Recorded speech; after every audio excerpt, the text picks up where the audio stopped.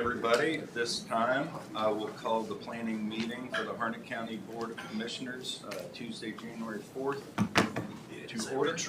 Miss Commissioner Barbara McCoy, if you would lead us in the pledge of Allegiance to the flag of the United States of America and to the republic for which it stands, one nation, under God, indivisible, with liberty and justice for all. Let us bow our heads, please. Dear God, just want to come before you this morning to give you thanks for all the blessings, the special things, and the special things that you do for us. You give us mercy, you give us grace, and you cover us with your blessings. We ask that you come into the midst of this meeting. Bless each and every one of us that participating in this conference retreat we're having. And we ask that when we leave here, we will be on one accord. And we have accomplished something to move forward here in Harnett County for the citizens of this county. This is my prayer. In your name I pray. Amen. Thank you very much, Matt. Well, good morning. Good morning. I guess we'll go ahead and kick this off. Mr. Trout, if you would go ahead and... All right. Thank you very much. Well, commissioners, staff, welcome today to our annual planning meeting. Today we'll start by looking back at what happened in the last year. We'll watch a slideshow that will provide information on accomplishments of our departments. The next objective for today's meeting will be to provide you the latest information we have related to the county's financial position, our current debt status, proposed future debt issuance, proposal for the county, and school construction projects. We will present research on the trends that we are seeing in the county and how it will affect our decisions related to the budget this year. The final objective will be to review our performance management effort and then discuss the strategic plan. We will then have the opportunity to rank our priorities under each of the goals and of the strategic plan as we did last year. Any questions at this point? All right, so the departments have provided information concerning their accomplishments in 2022, and those accomplishments are provided to you in a Word document. But what we're going to do is look at a short video for the year in review. I want to thank Lisa for her assistance preparing the year in review video and all the departments for the information that they provided. It's quite a year that we had with when you look at the number of accomplishments we had. And that doesn't even account for what normal business each department is doing on a daily, weekly, yearly basis. So, Lisa, who has the, or Melissa does, yes. So we'll watch the video and then we'll continue on.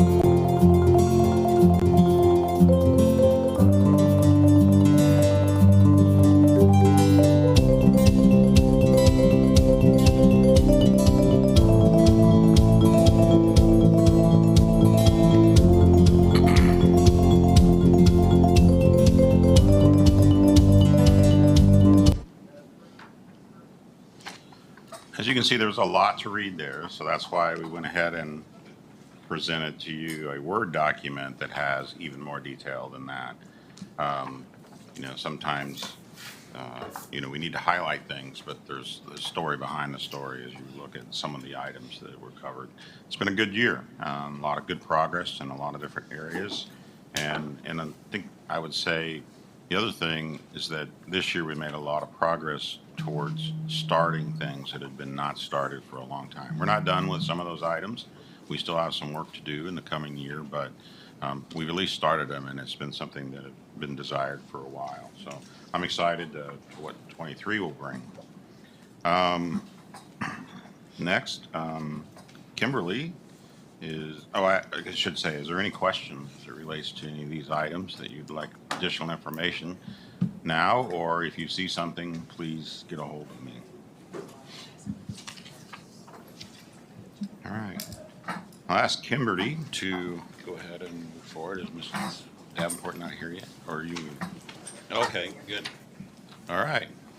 So right quick while we're passing out the books, we engage with Davenport. They actually are our financial advisors. They go in and they are in the market every day with other units of local government, and they prepare for us what we call a debt affordability study. It goes in and it shows compliance with our fiscal policies, compares us to other counties with the issuance of debt, so we can get a general idea of when we go out to issue debt, how our expenditures, our debt, all of those ratios, and those are the ratios that we look at to help us determine how much debt we can issue at a time. And so I'd like to introduce for you Mitch Briguglio. It took me several years to learn to say his name with my southern accent, but I haven't butchered it too terribly bad. But we've been together since, 2012? Well, yeah. So we've been together since 2012, and this has been a very unique and awesome relationship. Like I stated earlier, Davenport is in the market every single day, so that if we are looking, or if you come to us and say, hey, can we build this school? Can we do this airport? Can we do that? We reach out to Davenport and said, hey, if we were to plan to do this, or just FYI, what kind of interest rates are we looking at right now? Would it be better to go out for installment purchase? Would it be better to sell bonds? How do we, what are you seeing right now in the market? So without us actually waiting out and getting out in the middle of it and deciding, well, wait a minute, may not be the best for us, Davenport gives us the opportunity to kind of dip our toe a little bit.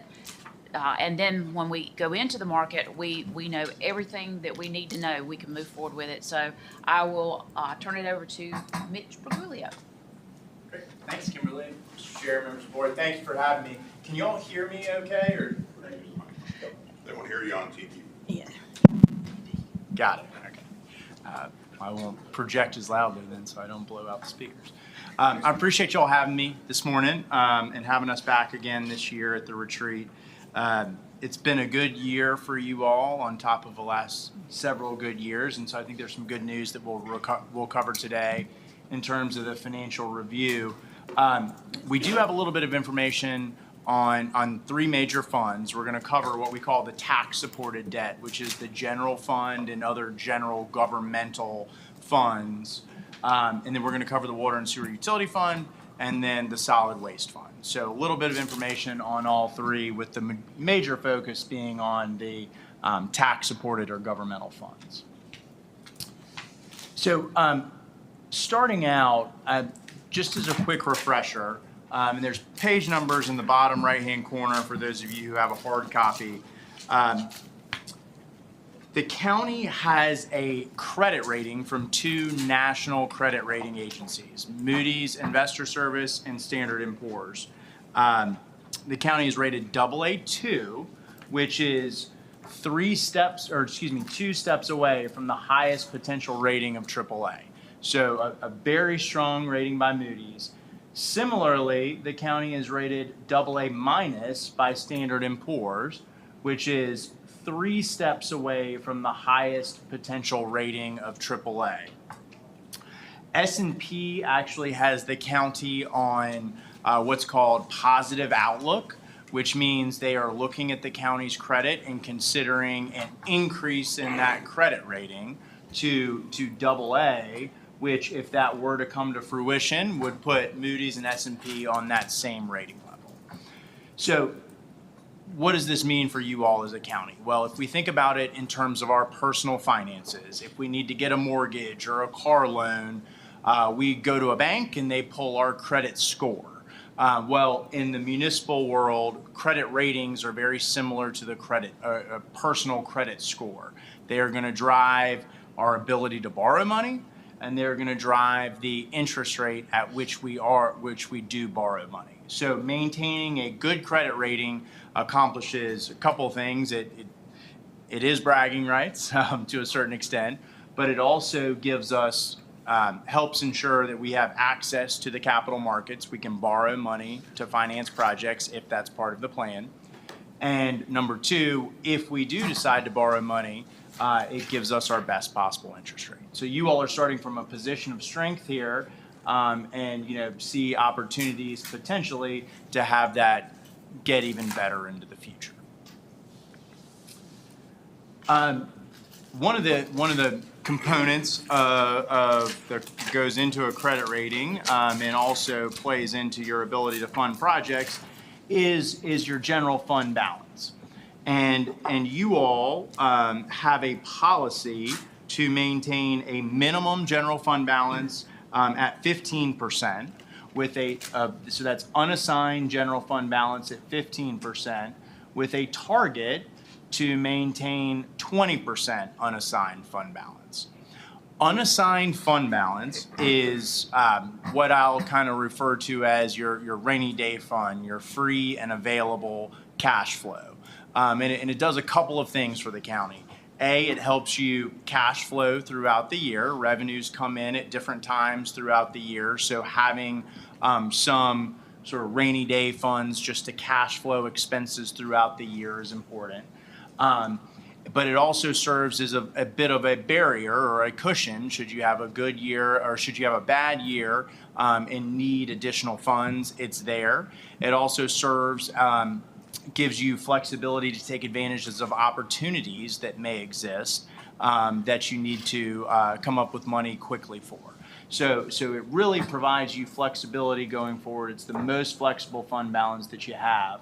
And you ended fiscal 22 very similar to where you ended fiscal year 23, right around 29% as a percentage of general fund expenditures. So a little bit above that minimum policy target of 20%, in very good shape there on that unassigned fund balance. And you can, for a little bit more perspective on that, on the right-hand side of the page is what we call a peer comparison. And what we've done is we've looked at all nationally rated counties that are AA1, AA2, and AA3 rated from Moody's. So remember, you all are rated AA2. You're in that AA2 category. So we're looking at the rating right above you all and the rating right below you all. And you can see those medians for all of those, the national rated counties, are a little over 30%. So, right at, 26% of revenue, 29% of expenses, you all stack up fairly reasonably compared to those national medians. Again, we're graphing the median here, so half of the data is higher and half of the data is lower. You're well within the reasonable range of the AA counties nationally. Similarly, the dark green bars are the North Carolina AA1, AA2, and AA3 medians. Again, you all are in that middle bar, that AA2 category. And you can see those medians are a little bit lower, slightly under 25% for the AA1s and the AA2s. But if you look at this blue bar, that gives you the range of data points that go into that median, with the low point being less than 5% and the high point being up around 47%. So again, right around that 25 to 30% range, you're in a very solid position related to your unassigned fund balance. And the other thing I'd point out is you can see how that's improved since 2013. In 2013, you were a little over 15%, and you've been able to grow that over time that has coincided with an increase in your credit ratings along the way. Last thing on this general fund balance, you'll notice the total general fund balance is higher than that unassigned fund balance. Again, that unassigned fund balance is your rainy day fund, your free and clear dollars. You all have been setting aside funding for specific capital projects and setting aside funding for the debt service fund, which we'll get into here shortly, to help fund projects into the future. Those dollars are assigned or committed to specific projects or specific purposes, so they do not fall into that unassigned fund balance. That's why you see your total fund balance is a little higher than that unassigned fund balance, because you've set aside money for specific purposes to be spent in the future. So, very good shape on the general fund balance. On the debt side of things, this is only tax-supported debt that we're getting ready to talk about. This is for governmental type projects, schools, community college, county administration, courts, DSS, those type of things. That's governmental tax-supported projects. Does not include water and sewer, does not include solid waste. So currently, your existing tax-supported debt outstanding is a little over $180 million. And you can see the breakout there. About $140 million of that is for schools, about $28 million is for county, and about $15 million is for a lease for the community college. So that's totals up to $180 million.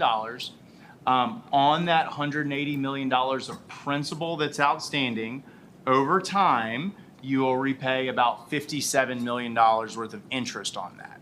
These are long-term borrowings that pay off in fiscal year 2042. So you've got about 19, 20 years left before all of this debt would be paid off. You can see currently you're repaying about $15 million a year over the next couple of years in principal.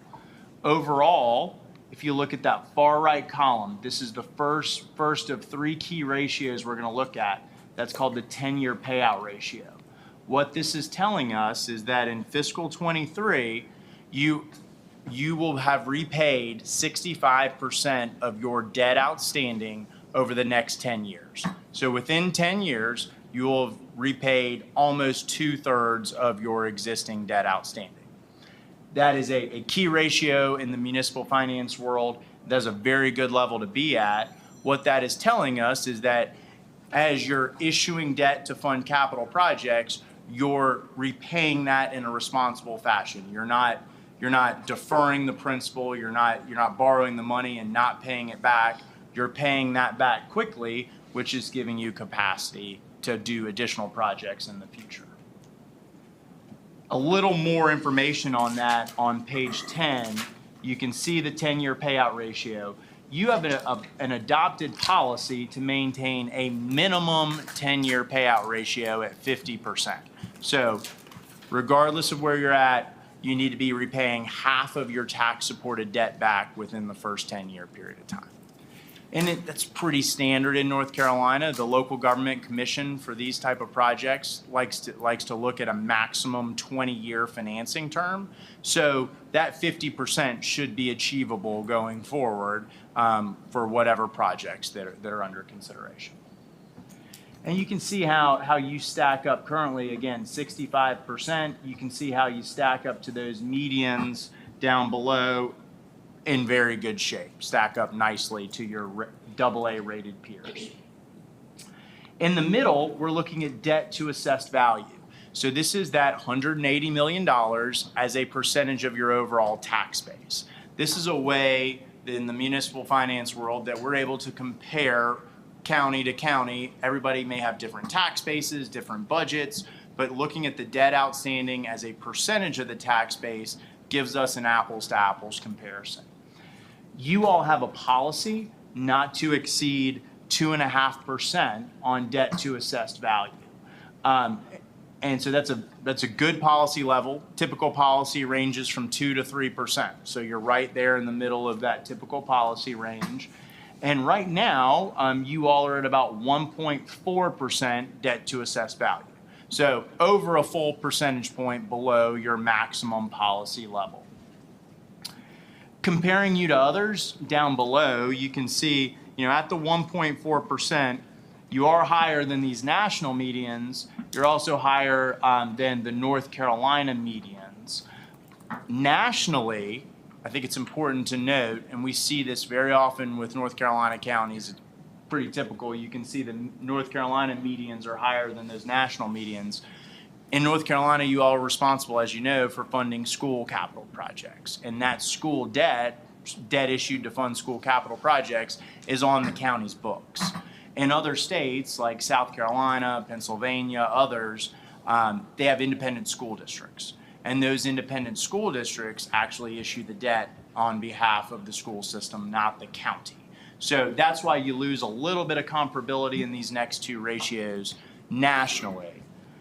But if we focus on these North Carolina ratios, the medians range from about 0.5% up to 1%. So you are a little bit above that. But when we look at the ranges, these blue bars, you have folks out at over 2% in that AA range. So you're nicely within the range of AA counties under your policy. So it's reasonable if you wanted to consider additional financing of projects. We would say you have capacity to do that within your policy, within these peers, for debt to assessed value. Similarly, on debt service to expenditures, this is another measure of your debt outstanding. It's looking at the annual payments that you're making as a percentage of your overall governmental expenditures or your overall budget. And you all in fiscal 23 were right at 11.5%. So a little over 11% of your budget is used to make debt service payments on an annual basis. You have a policy that should not exceed 15%. So again, nicely below that policy, and you can see as your annual payments are decreasing over time, that ratio gets lower and lower. Again, we would say that compared to your policy, you do have capacity under this ratio to consider financing additional projects if you choose to do so, if that's part of a potential plan. And again, you can see you stack up nicely compared to the North Carolina medians. These are all right around 10 to 13%, so you're right in the mix there with the AA1 and the AA2 medians. Overall, you've managed your debt profile very well. You have strong policies. You're in compliance with those policies. And if you would like to consider additional financing as part of a funding plan going forward, you have the capacity to consider doing that. The other question as part of that dynamic and that decision-making process, have capacity, is it affordable? Kind of going back to my analogy about personal finances, we have a good credit rating, we have a good credit score, we have capacity. The banks would be willing to lend us money. They may pre-approve us for a mortgage or a car loan. What we have to then decide is, do we have the money in our monthly budget to make the monthly expenses? Do we have the cash flow available to repay that loan?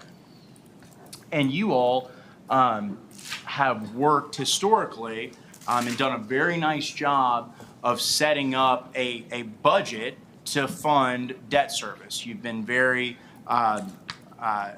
consistent in that budgeting process, and you've been very thoughtful in setting up this plan to give you options in the future. And so I know this is really small on the screen. Hopefully maybe having the hard copy in front of you is helpful, and maybe a little smaller, but I'll walk you through this just to give you the highlights. I know this may not be new, but I think it's important to have a refresher here to understand as we go forward looking at potential projects where we're starting off with our existing debt affordability. This is our cash flow available for debt service. So starting out, this is all done by fiscal year.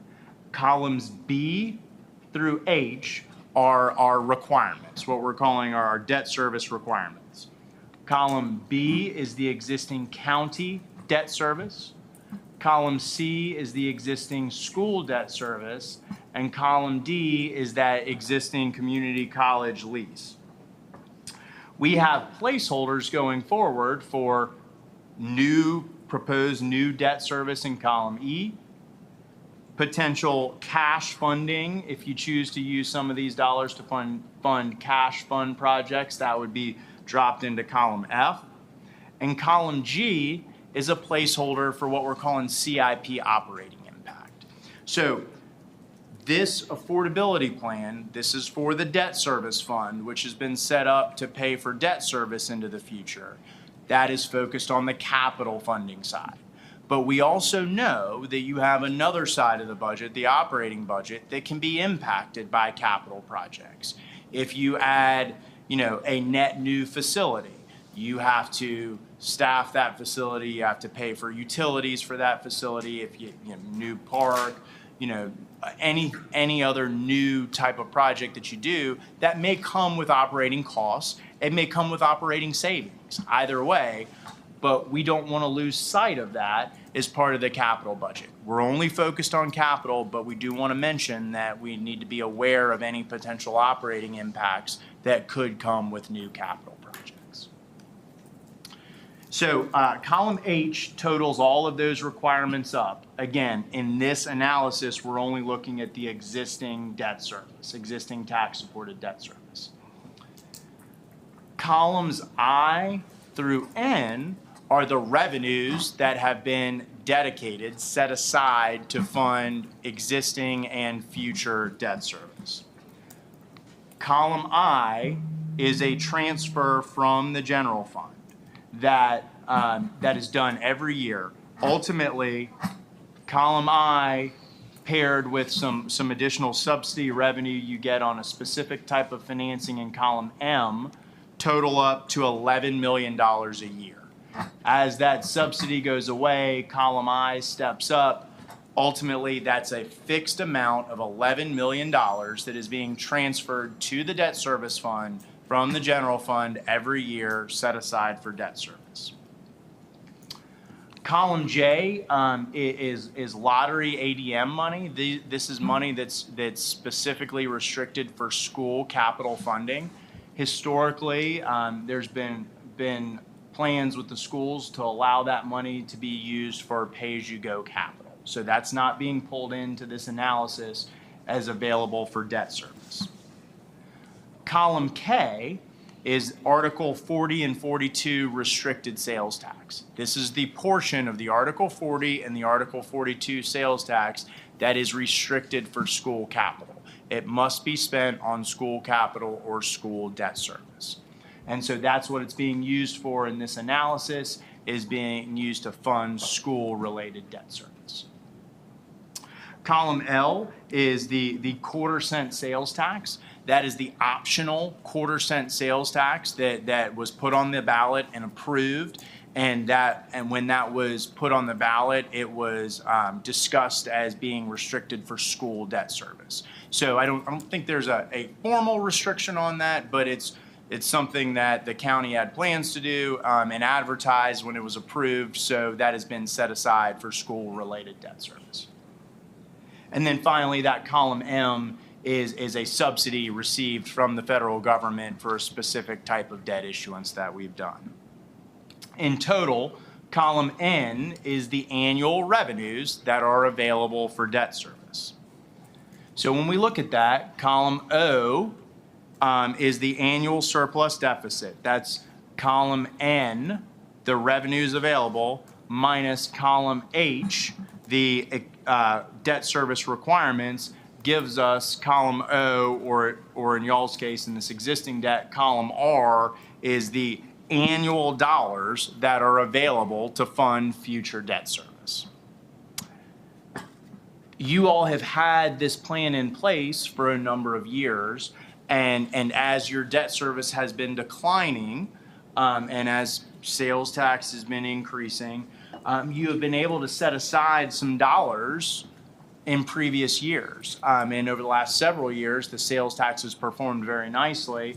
And so that is built up to, if you look over in column T, where you have a beginning balance in that debt service fund of $16.4 million. That's not part of that unassigned fund balance that we talked about previously. This is committed for debt service within this debt service fund. So as we think about what is our capacity, what is our affordability to fund projects in the future, it's column T, 16.4 million. Those are one-time dollars that we'll have available. And it is column R, those annual surpluses and deficits that can be used to pay debt service going forward. I'm going to keep rolling, but please feel free to jump in, ask questions along the way. I'm sure Kimberly has kept you well apprised of this, but happy to answer any questions. So when we think about, well, what does column S and column T mean for us? Well, in order to provide that perspective, we have looked at it, what we call a debt capacity and a debt affordability analysis. And over the last several years, we've been kind of focused on maximizing the amount of debt that could be issued every 4 years in level annual increments. So what we've done is we've updated that analysis. That's case one, looking at if you issue debt every 4 years, what's the maximum amount that could be issued. The second thing we've done is said for case two, if we increase that $11 million transfer, if we were to increase that to $12 million, add $1 million to that transfer, how does that impact our debt capacity or our debt affordability?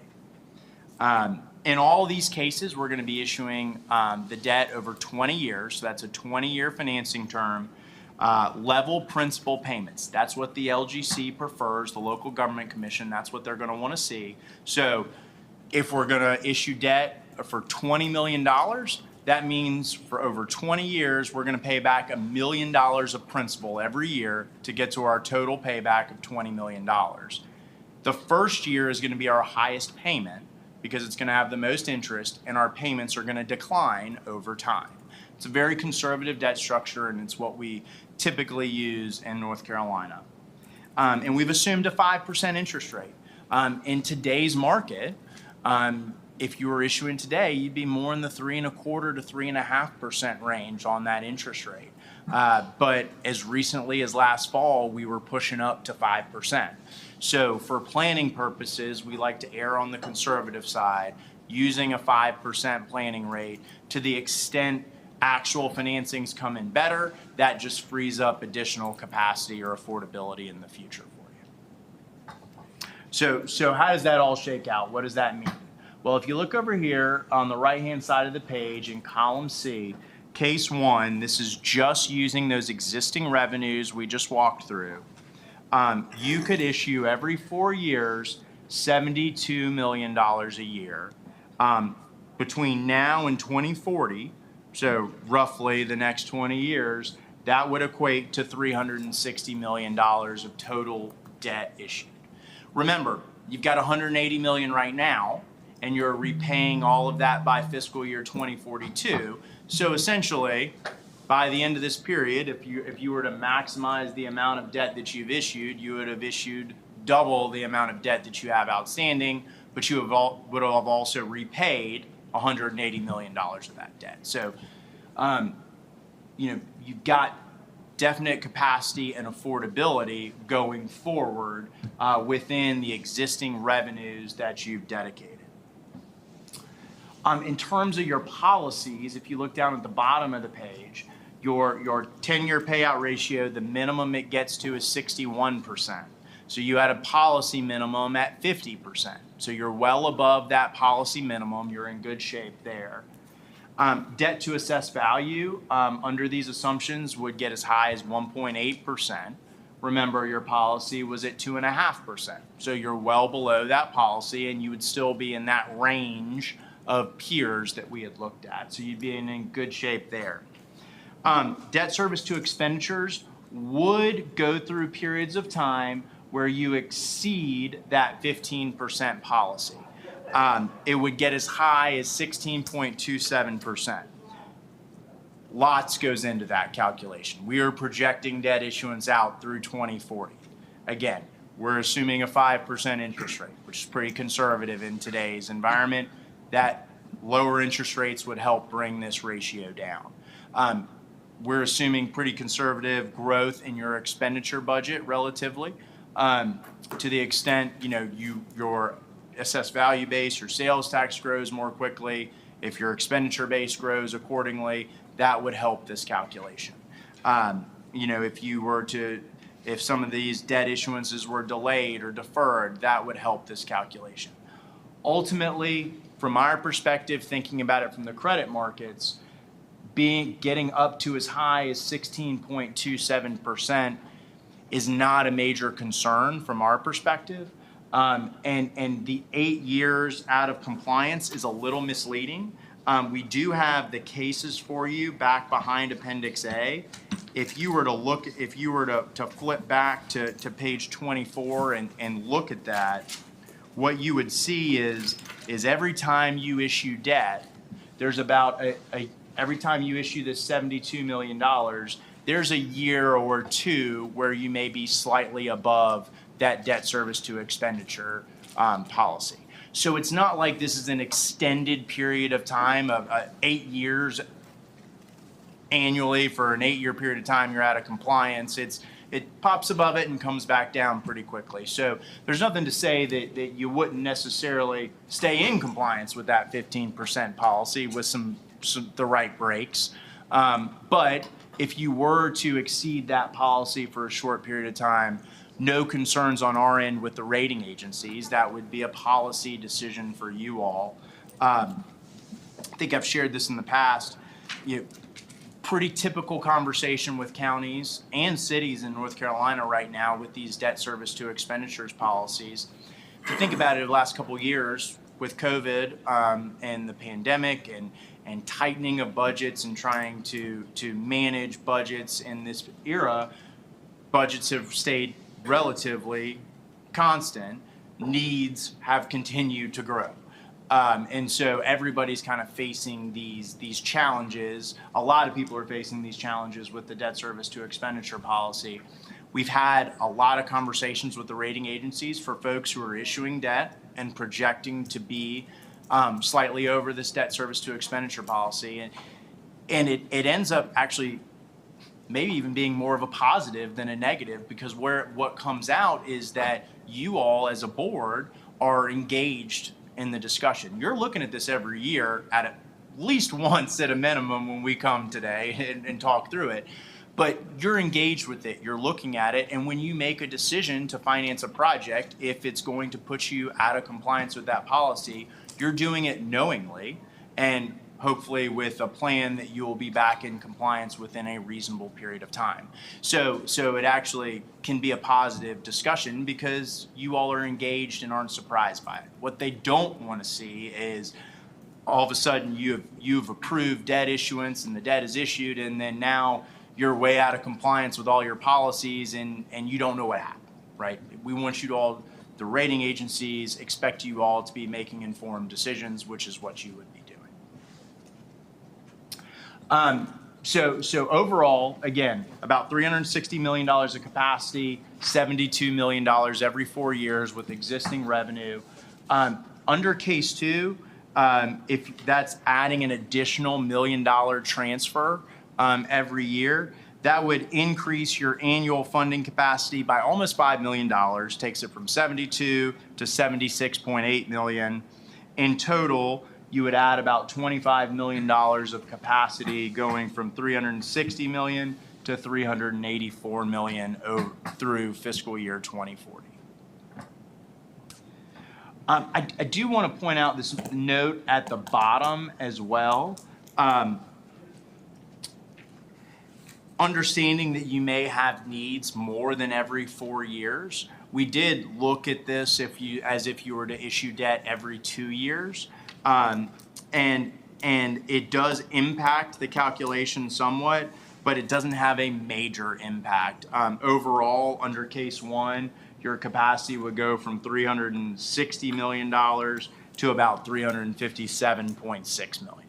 So if you were to issue debt every 2 years, you could do that. It would be right around $39 million, give or take, and you would lose about $3 million of capacity for issuing some of that debt sooner. So if there's a need to do that more quickly, you have that option. We do understand in talking with staff that there are a few different projects under consideration at this point, or at least being discussed. There's the animal service facility that could happen as soon as this year or next year. That's about $10 million. Certainly, you have the capacity to do that. On the school side, there's 2 potential schools that have been discussed. The South Harnett Middle School, estimated cost of about $65 million, could be as soon as next spring for that project if the design process unfolds that way. Again, that's an estimated amount. And then potentially a new high school sometime in the next 4-year period. That current cost estimates are around $120 million. And that's pretty consistent with what we're seeing around the state for brand new high schools from the ground up. So, overall, that's $195 million over the next 3 to 4 years, which, as we think about it, is more, right, than that $72 million of capacity in fiscal year 24. So there would need to be, if these projects move along on this time frame, there would need to be additional revenues identified to be able to dedicate towards that debt service fund in order to cash flow these. Certainly on the school side of things, there is the needs-based construction grant that's available. I think you all have applied for that in the past. Received that, I think, for Northwest. Received one for Northwest. Just because you've received one in the past, we understand doesn't eliminate you from receiving one in the future, but it may be factored in. So, I don't believe you got anything from the last award process, but maybe continuing to apply, and maybe some of these future schools, the timeline would line up for an additional grant. That would certainly help the capacity here. I think currently maximum amounts are $30 million for an elementary school, $40 million for a middle, and $50 million for a high school. So, at $195 million, taking off $50 million for a high school would certainly help close the gap for those numbers. So, but ultimately, if you choose to move forward with these 3 projects, there would need to be some additional revenues dedicated towards that debt service funding plan. Pause there before we get into any of these other funds. Any questions, I'm happy to answer. Otherwise, I'll keep rolling. Okay, so go through these a little more quickly. Public utilities, water and sewer. Currently, there's about $38 million of debt outstanding in the Department of Public Utilities. That debt is a little bit longer. It goes out through 2052. That's pretty typical of a utility system. The LGC allows for that to be financed over a longer period of time on the utility side of things.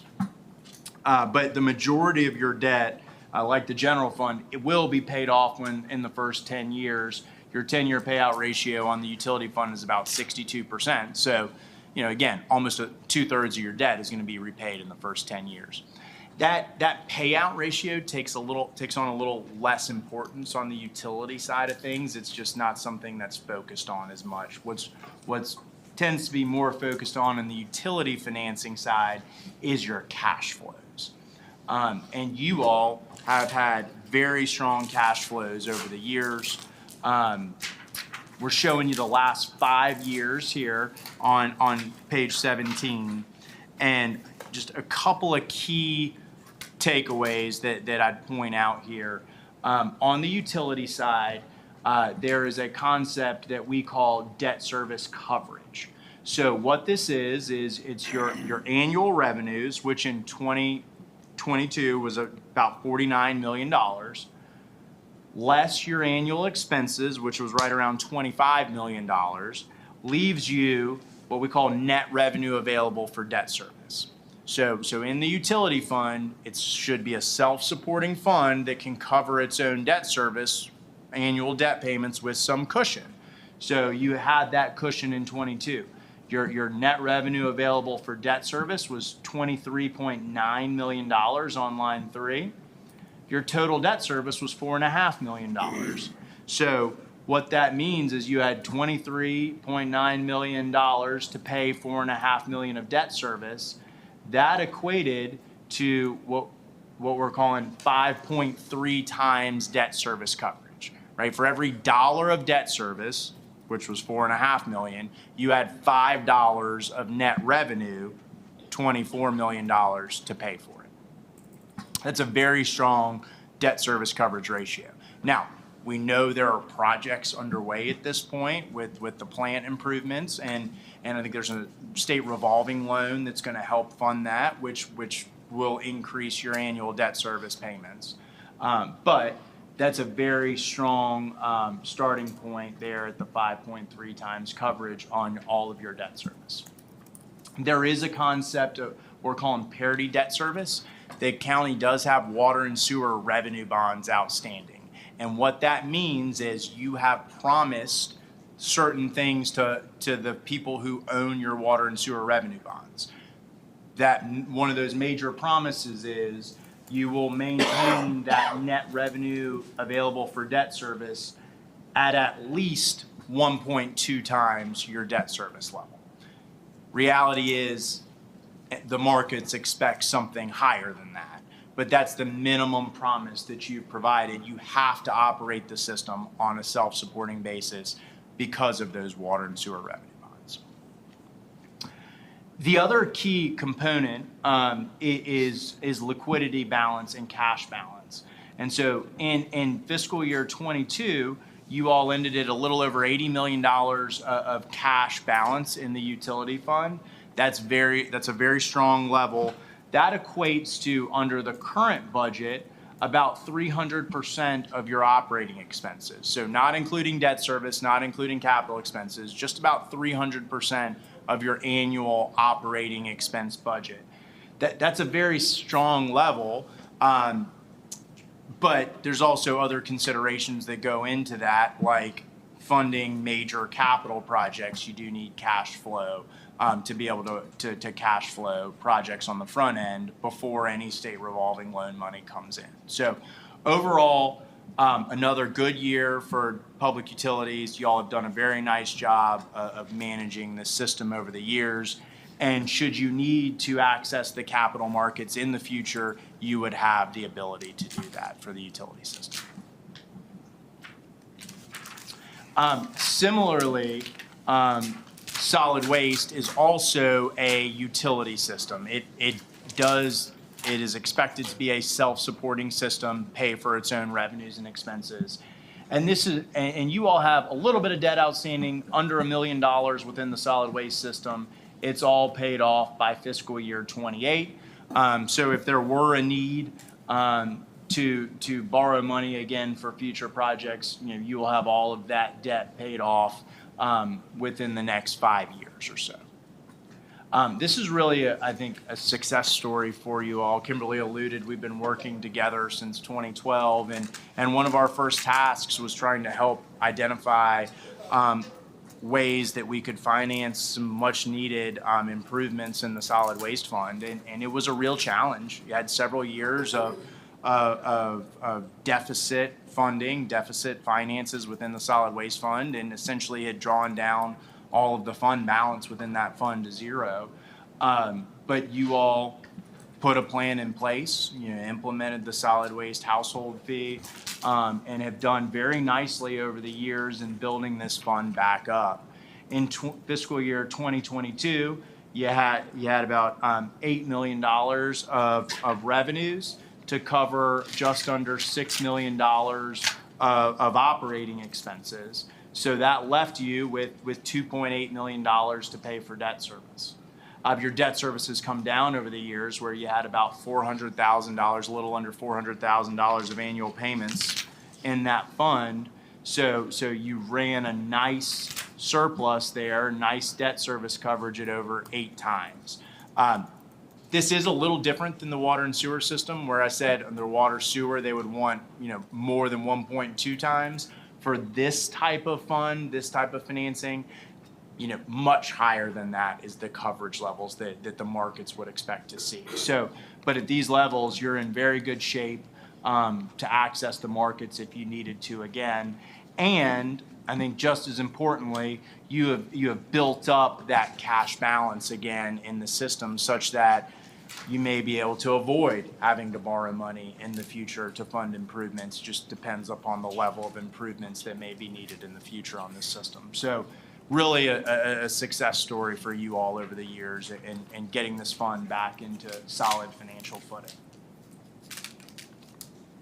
So that's it. That's what we had to cover today. There's a lot of information in the back of the book. We've got the details of those affordability cases we ran for you behind tab A. All of your existing debt that we walked through is in appendixes C, D, and E, or excuse me, B, C, and D. Your financial policies are in appendix E, and those most recent credit rating reports, those credit scores from the national rating agencies, are in the back in appendix F. Happy to answer any remaining questions that y'all may have, or otherwise I'll turn it back over to y'all. So does, if you have any questions, as you take this home and, possibly cannot sleep, you want to go through this, I'll be more than happy. Just don't call me at 9 o'clock, because usually I try to go to bed early. But this is a success story. As I stated earlier, and you'll see in my presentation, I think we're going to take a quick break, but as you'll see in my presentation, the fiscal policies have been instrumental in getting us from where we were to where we are now. And then that coupled with the strategic plan, and then the performance management plan that Rebecca has helped us develop, that you have worked with so hard with, it's going to be able to structure us to where we can go to where we need to be to meet the needs of the citizens, because this county is growing exponentially, and so it kind of helps us have a plan. I kind of call it a playbook, so to speak. So, and it tells everyone it gives them our message, tells them, this is what we're doing, and helps them understand. So at the end of the day, everyone's going the same direction, hopefully. So I'm gonna break. I just have one question, just for clarification. This,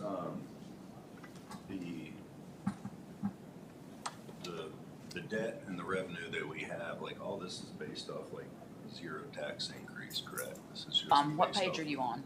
The affordability page? The affordability analysis. with Yes, the debt. that's correct. So like that's with no tax increase, we're rocking and rolling exactly how we're doing. Yeah, that's correct. Continuing the $11 million annual funding and the conservative growth in sales tax and all that we've got in there. If all that continues in the future, then you could issue $72 million worth of debt every couple of years and not impact your tax rate. Beautiful. So, Now, okay, flip to the next page, you just saw $185 million worth of schools. Depending on how quickly those come online, as Mitch stated, that will impact and it will require additional revenue to fund that debt service. Okay, well, additional revenue is one of two things, either free money from the state or tax money from y'all. So keep that in mind. so you're saying you conservatively estimated the sales tax, so the sales tax may actually come in at a greater value than what you've plugged into the system. Yes, sir. Yeah, our So- projected is 2% growth. Yeah, it's 2%. Yeah, we're 2% projecting over last year. 2% over last year. Going forward, yes. Now, So, I think right now we're sitting at 16% year over year. so if we So- elected, let's say it comes in and you got an extra $1 million there, and you elect to plug that into debt service and reduce it, that'll revamp all your numbers all the way through. Everything changes down the Yes. line, exactly. It all builds upon itself, exactly. Yeah, so that's, Mr. Morris, case 2 is showing you the impact of an additional $1 million into that debt service fund, right? So that's over time, that's what's taking you from 360.4 million of capacity in case 1 to 384 in case 2, or every 4 years, 72 million to 76.8. And so, it's not exactly 1 for 1, but it's pretty close. You could say every $1 million is getting you about 4.5 to 5 million of annual capacity. And as we get a clearer picture from the school system as far as their timing, we'll be able to go in here and drop those numbers into that schedule and show you that impact. And then you can say, okay, no, we can't do it this year, but if we wait 1 year, there'll be no impact. Well, hopefully, a reduction in inflation will help those numbers Drive the as well. cost down, Yeah. exactly. Hopefully. So if you will refer back to page 11, and I know it's very small print, but the beginning balance of 16.4, we update that number every year. And so the reason, in working with Mitch over the last 10 years, we grew the sales tax very conservatively. The QSCAB subsidy, that is where the federal government reimburses us a portion of our interest. That's not a set number. When we borrowed that debt or issued that debt, we were supposed to be refunded that interest. Well, through sequestration, budget cuts, federal programs, they don't always reimburse us that full amount. So what we've done is we've set that funding at a flat $11 million, not counting on that QSCAB, because you can't rely on the federal government. And there again, that lottery, not relying on that lottery. So everything that we have going in here is very conservative and very known. So at the end of the year, as that sales tax comes in excess of what we've budgeted, we update that ending fund balance number. So it resets to real numbers every 12 months. And then that helps you. So like, for example, the proposed schools that we're looking at, as we get closer to issuing that debt, we'll reach out to Mitch and Davenport and say, okay, we're ready to go out in so many months. Because we always ask the school system, when do you want to open the school? And then we back 18 months back from that. And that tells us you need to start here with our resolutions, our findings, all of that to get our paperwork in order. But we'll also reach out to Davenport and say, okay, if we were to issue, these are kind of good numbers right now. What would be, if we enter into the market and issue this debt, what kind of interest rate would we be looking at? So if it did require a tax increase or give you the equivalent of it, that would be showing in column S. But keep in mind, tax dollars do not go into this. This fund is supported solely by the 11 million transfer that we make from the general fund, and it's not necessarily property taxes or sales taxes. It's just an 11 million appropriation from the general fund, and then the restricted sales tax that the General Assembly has set aside, that's what goes in here. And so I think we went back last night and we were looking at, I think we split this out about 4 years ago, and you'll see later on in my slides in the next presentation. But when we set this aside, what continues to grow is that as we pay this debt down, that capacity stays there. I've gone in and refinanced everything that I possibly can. If it didn't move, I refinanced it. End of story. So all of those savings dollars have stayed into this fund.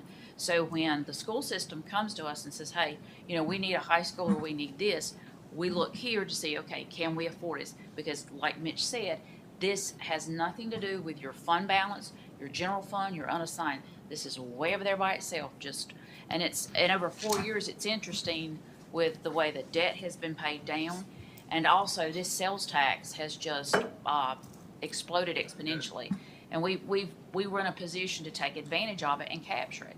And so, but it's a lot of information. I know that, but I said I wasn't going to use the word riveting, but it is riveting when you look at where we've been and to where we are now. It's a solid plan moving forward. But as the county continues to grow, as our needs continue to grow, we'll continue to define this, tweak it, and so and I think that's just responsible government. Okay. That, any help? But it's updated every single year.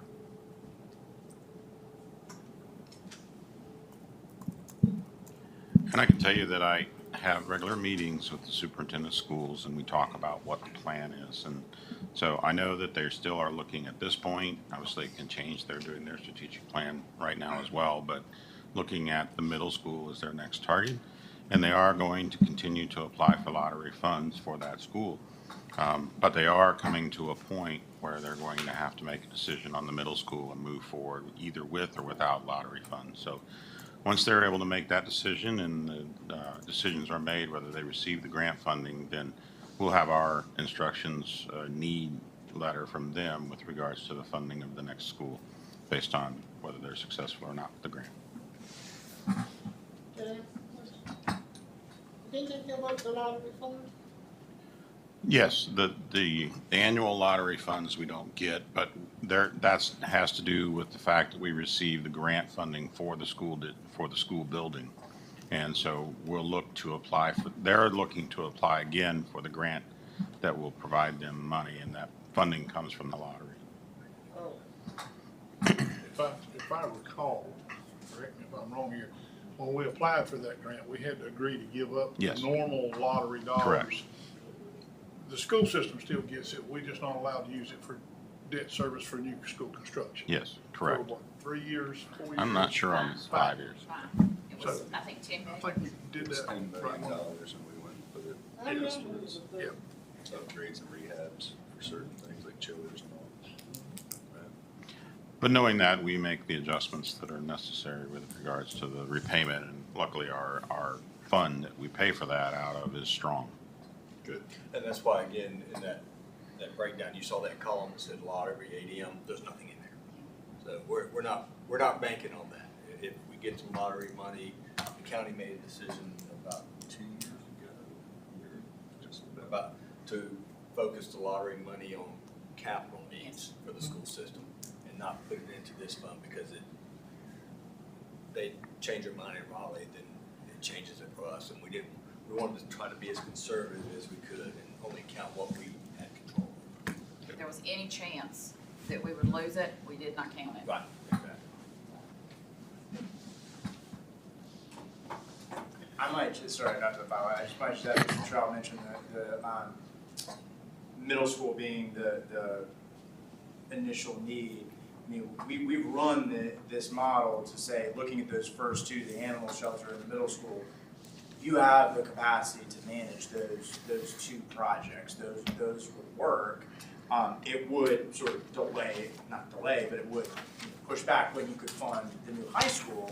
At the $120 million level for the new high school, you'd be looking fiscal 29-ish, around there, before you could fit in that new high school, all other things being equal. But just thought that might be helpful perspective to all that talking through that.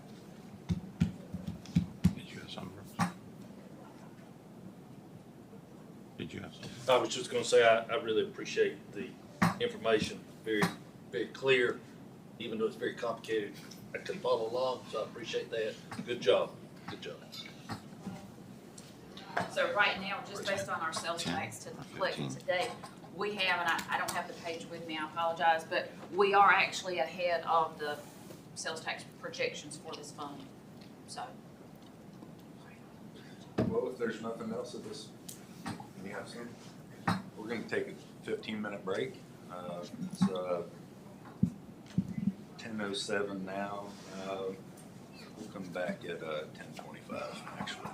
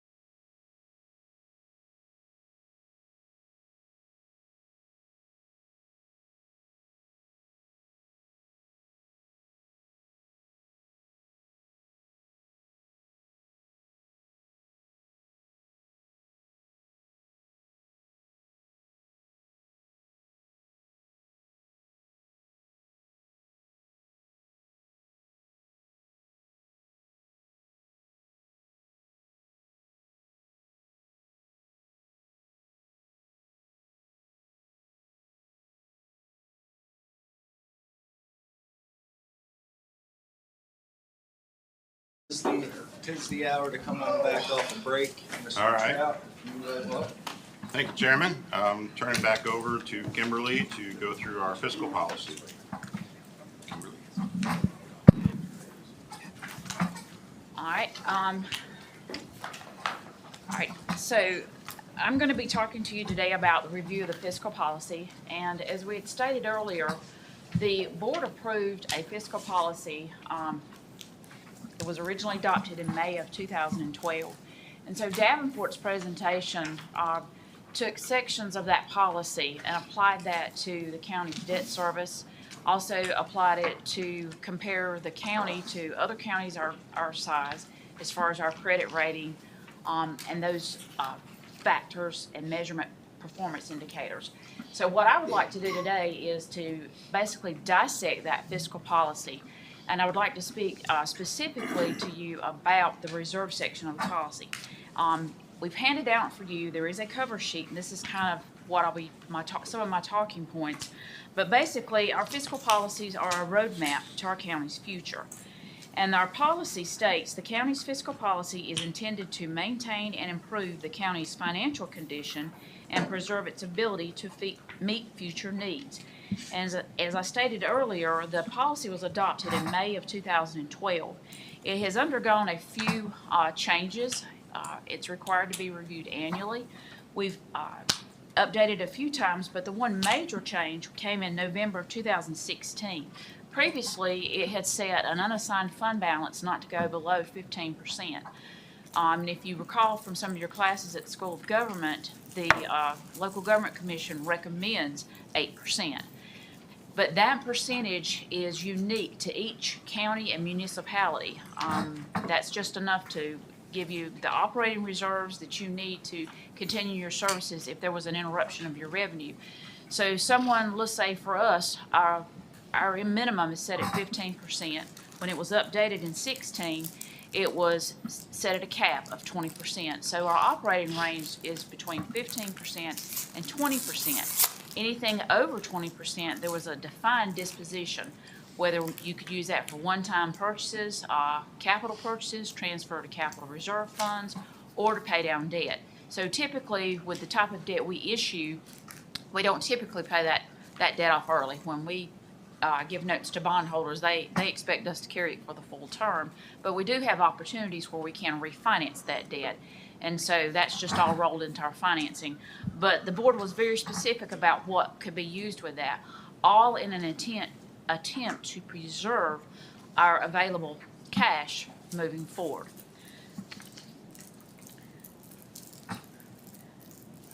So the fiscal policy discusses 6 key areas on capital improvement, debt, the reserve or fund balance for retained earnings, and that's what I'll be talking to you about more specifically today, budget development, education, and cash management.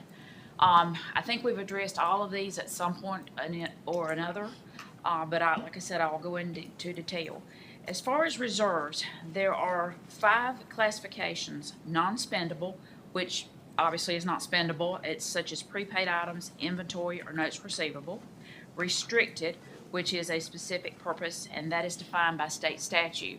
And interestingly enough, I had forgotten that the general statute actually set the calculation of general statute, and this dates back to the 1930s, so that local governments in North Carolina would have sufficient funds to continue to run the government in the event there was another economic downturn.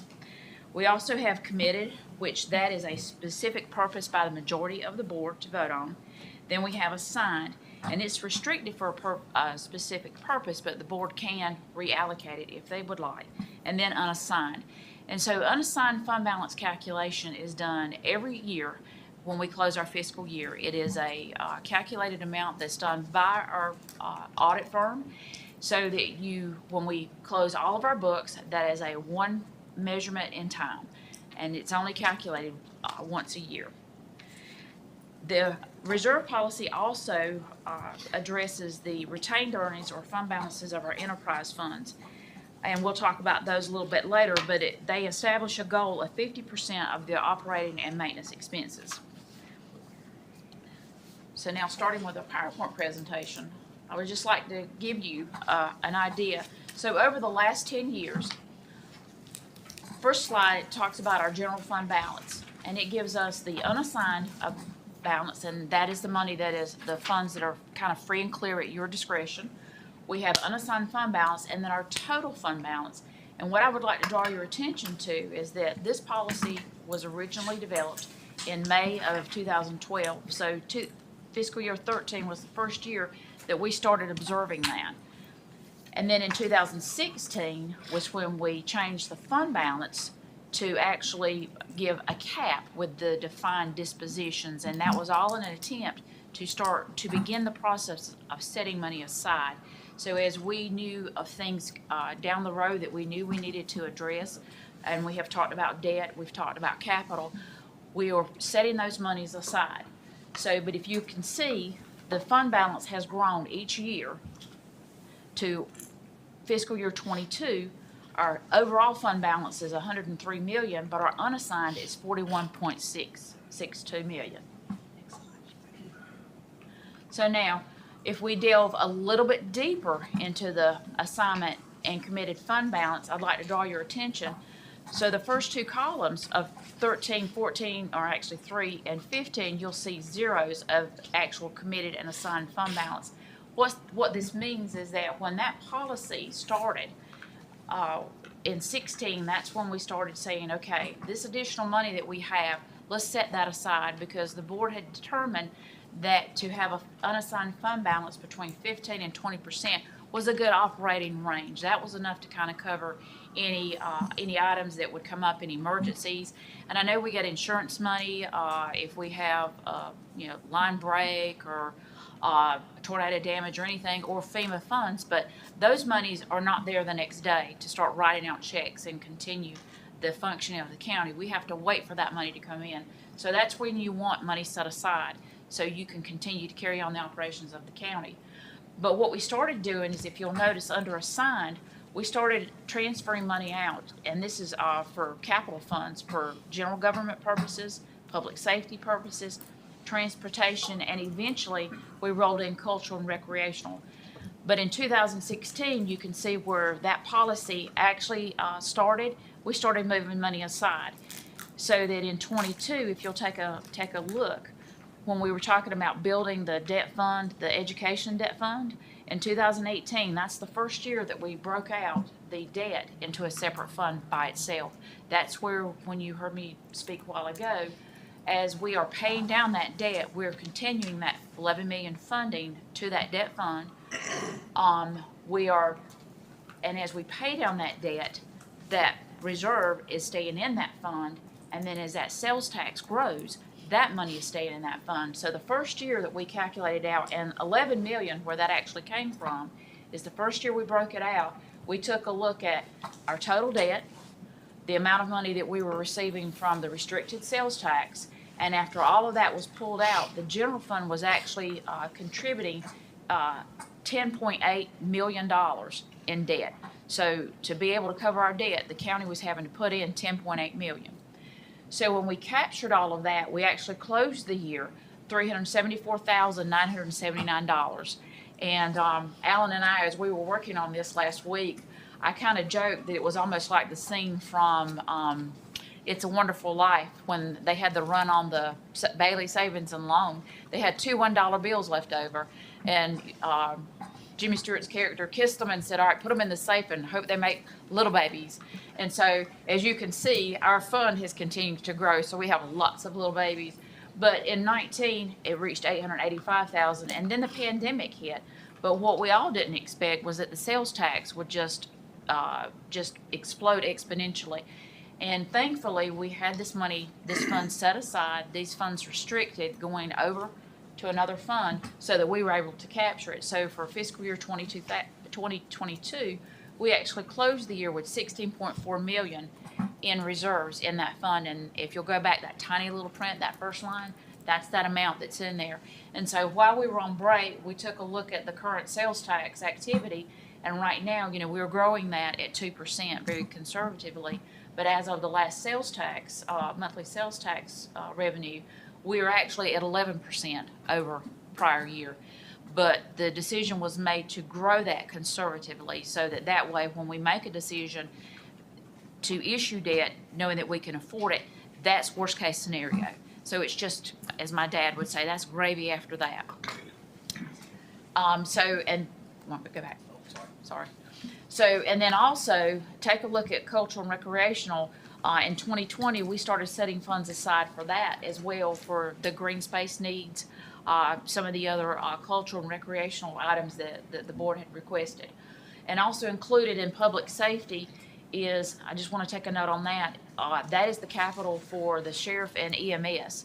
So over time, we have set aside money for them to be able to purchase capital for their vehicles, for our ambulances. And I can remember back when I first took over as finance officer, the county was in a position to where we would actually finance cars, and we would actually finance ambulances. And most ambulances now are right around about 120,000. So we would finance those vehicles.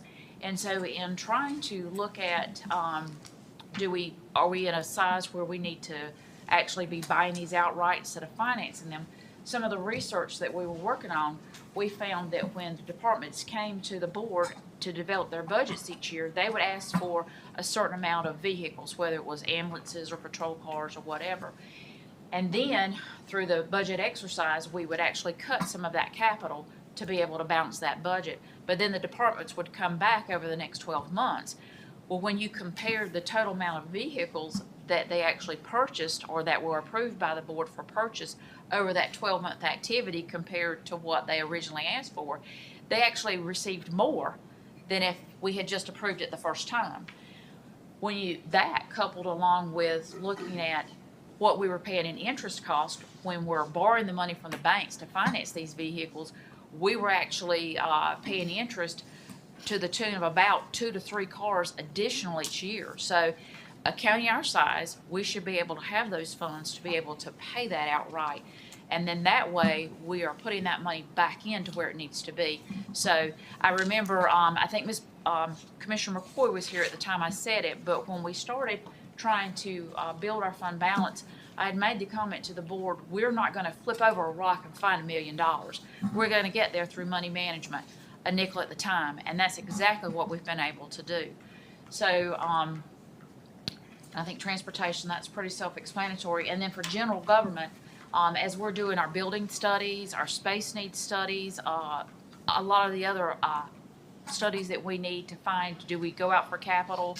What's the best way to do this? That's where a lot of that money is coming from too. We are actually setting that aside. And this is money that is set aside. It's not included in your unassigned calculation. This is money that we are setting aside for future use. Okay.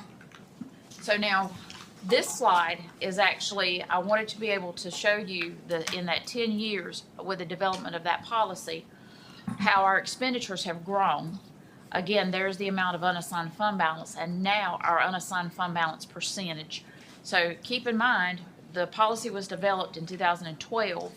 We changed the actual 15 to 20% in 2016 with defined dispositions. So in 17, the values from 16 to 17 grow rather sharp, but then it turns around and it starts coming back down. That is where the county had deferred a lot of capital payments, the purchase of capital needs. So we had built that money up, and now we're spending it.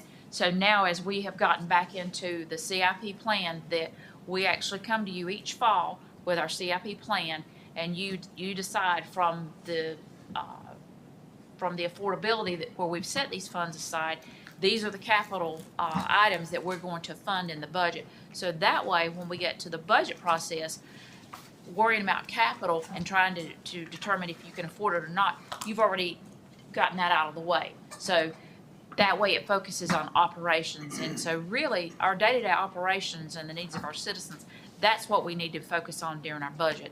That capital should have already been discussed and decided on. So now that we are actually in a CIP plan and we have a defined time that we meet, discuss, and a procedure, you can see where that unassigned is starting to come back up. And then look at our unassigned fund balance percentages. So look at 2013 when we started to 2022 where we are now. Does anyone have any questions as we go along? I don't have a question, but I would like to make a comment Okay. on the CIP plan. I will tell you, I know the school system's only been involved in that a couple of years, but it has been a blessing to us. So thank you for your foresight with that. Well, and I will tell you, and I don't mean to speak for Lisa, but I'll speak for Lisa. When we're doing our budget, when we're developing our budget in February, it's, we already know we need $1 million here, $2 million there, $500,000 there. And then when the school comes up and we need $1 million, then it's like, okay, what do we cut? Where do we get it if we don't have it in reserve? So that planning mechanism helps everyone. And I know our fiscal year is 12 months at a time, but a county our size, we need to be thinking 5 years down the road. And that's where, as I talked about, our fiscal policy being like a playbook, our strategic plan being a playbook, that's where, everyone knows what we're doing, everyone knows where we're headed, and this is how we're going to get there. All right, thank you for that.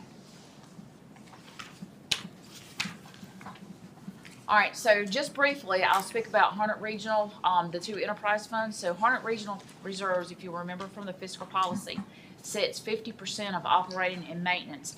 And for enterprise funds, we don't use the terminology fund balance or unassigned. We use net position. So net position unrestricted for them, you could also see from 2013 to 2022 how they have continued to grow, and then their operating reserves as well. But, and as Mitch had alluded, they liked, even though the parity reserve coverage is 1.2, and then the debt service coverage, the market likes to see a little bit higher. For enterprise funds, especially for water and wastewater, their exposure is so much greater as far as expenses and emergency items than the general fund. So that is why they actually need a lot higher available funds than we do. Next is solid waste reserves. And as Mitch had discussed, this is a success story in itself. If you'll notice, 2013, 2014, they had negative unrestricted, which means they were not in the hole for cash. But as far as having anything that they could go and do anything additional with other than paying their bills, there wasn't a lot of room that they could move. And so as we started 2015, I remember, go back to the same movie, they closed the year with, when they had their first positive net position unrestricted of $7,600, that could have been $1 billion, because as far as we were concerned, because it was so positive. And then each year they have continued to grow. And Chad, just to give you an idea of where they are, they had financed capital equipment. So this past year, Chad had asked me, hey, I need to purchase another piece of equipment. And he had already been approached by the vendor, oh, we can finance you, we can this, we can that, these are your payments. And I looked at him and I said, Chad, why are you going to finance it? Why don't you just buy it? And he just looked at me and I said, no, seriously, just go buy it. And, you're saving all that interest cost, just go buy it. It was a little over $500,000 piece of equipment, and he bought it. Of course, now it took a couple of months to get it in, but still, that just goes to show that make your plan and work your plan, and it works. It really does. So I thought that was an awesome success story for them. All right, so now, just to give you an idea, I wanted to throw in a couple of extra measurements just to give you an idea of all this time that we're talking about, the 10 years. I wanted you to be able to see what the property value has done, the current tax collections, and then the current collection percentages. And so from 13 to 22, if you'll notice, our revenue, we really haven't exploded that much. I mean, we have, but we haven't. So thinking, let's see, where is it? So at the peak, we were at 99.61% collection, and that was in 2019, just before the pandemic hit. The pandemic dropped us to 99.29, but if you can see, look, we're rebounding on our collection. And compared to a lot of counties, Harnett County is one of the higher collection percentages. That speaks volumes when the rating agencies are reviewing us for credit updates and assignments. That is one of the strong sets of Harnett County is our collection, our tax collection rate. Again, sales tax, starting with 2013, you can see those numbers, they're growing up. And then from 20, it just continues to grow. And I think I speak for everyone when I hope that it will continue to stay as positive. But we've been able to take advantage of that sales tax revenue. And if at any time you have any questions, please stop me. Also, to one of our measurements is our general fund employees. And if you'll notice that from 2013 to 2022, the size of the county general fund has grown, but in certain areas, as far as public safety, that would be your sheriff's department and your paramedics. And there has been some conservative growth in the general government, but also some of that, when the numbers are going up and down, especially with public safety, that's that huge turnover that we're continuing to see. I think we've all struggled, and you've seen through the year in review, several departments commented that they're back to 100% fully staffed, and that has been a struggle. Speaking directly from my department, it has been very difficult to maintain, but hopefully now we're in a position to where we are attracting and maintaining that talent, and that's the kind of talent that we need to be able to put all of these items together, to be able to advise you as the board about, you know, how you set the policies, and we're the I guess subject matter experts that where if you do this, this is the outcome. So that way you can take the information we provide to you and make your decisions based on how you represent your district and the county. Kimberly, Yes, ma'am. I have a question. Yes, ma'am. Whenever we're losing a lot of employees and we're constantly rotating hiring, has the increase in pay helped any at all? I think it's attracting. I think that it is making a difference. And I also think that it is definitely in the area of retainage. We've heard from Larry Smith that emergency services is having an easier time with retaining employees. You know, we just did the increase for our public safety folks, so we don't really have a good measure as to how that will impact, you know, deputy retention, but we'll be measuring that over the next year to see what kind of impact it does. I think it's necessary that we need to, because the surrounding counties around us, they were recruiting our employees after we trained them. And we've got to stop that, Right. We're the ones that fix it. Yeah. The last component to that will be the compensation study that we have started now. And so the beginning meetings have been occurring on that. And once we get that information back and make some decisions on how we'll implement that, that'll be the next component in order to help with making sure that we're offering a competitive pay. One of the things that we've done lately is really taken each position that is open, and when a director has a qualified individual that has experience, has the degree, those types of things, taking a look at where they should be on the scale, rather than just saying, you are entering at the beginning pay. What happens is those individuals will say, no, I'm not interested. But if you give me an appropriate pay for my experience within the industry, I'll come to you. And so we've been making individual decisions based on experience and so forth, and where they fit on our scale so that we're competitive. Having been through this a number of times at the sheriff's office, one of the problems that had happened in years gone by was it was the MAPS group at that time. And they would do a employee study, and it would be a huge amount of difference between what they recommended and what we were paying employees. And it would always be, well, we're gonna give you a little piece of it this year, and then we'll spread it out over 4 or 5 years, and the second through the fourth year would never come.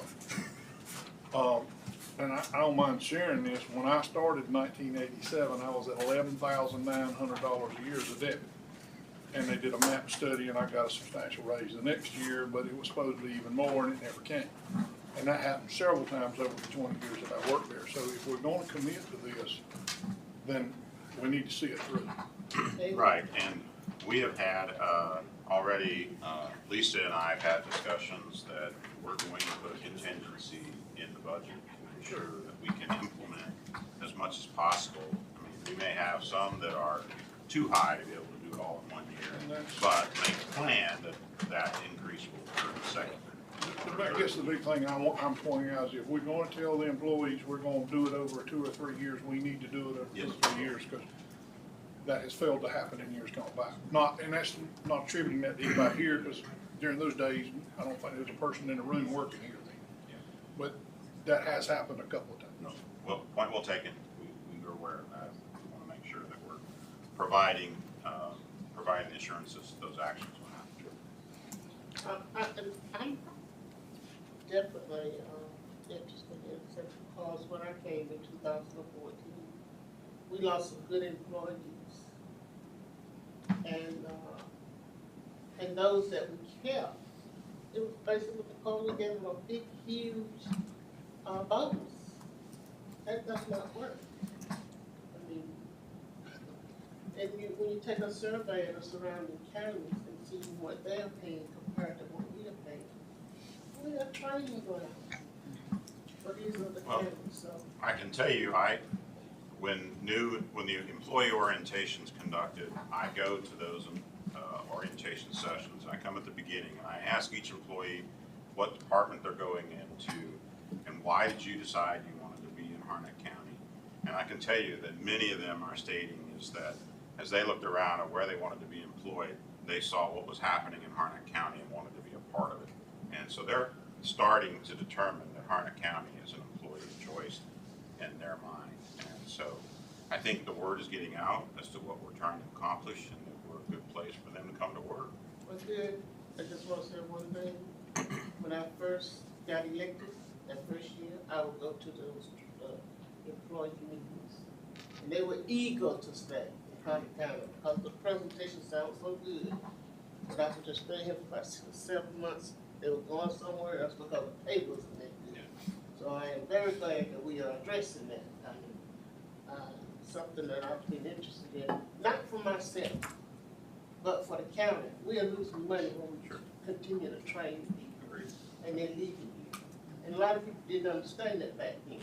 Hey, you're just losing money because we're beginning to be a training field for employees. Thank you, I'm through with that. Well, I remember back when right after I first started, the county implemented the 3-5 plan. And then when you came, we did an analysis of the turnover. And pretty much by year 5, we had lost 60% of our new hires. And and the 3-5 plan, for those of you that are not familiar with it, basically when you came in, employees were started at the beginning.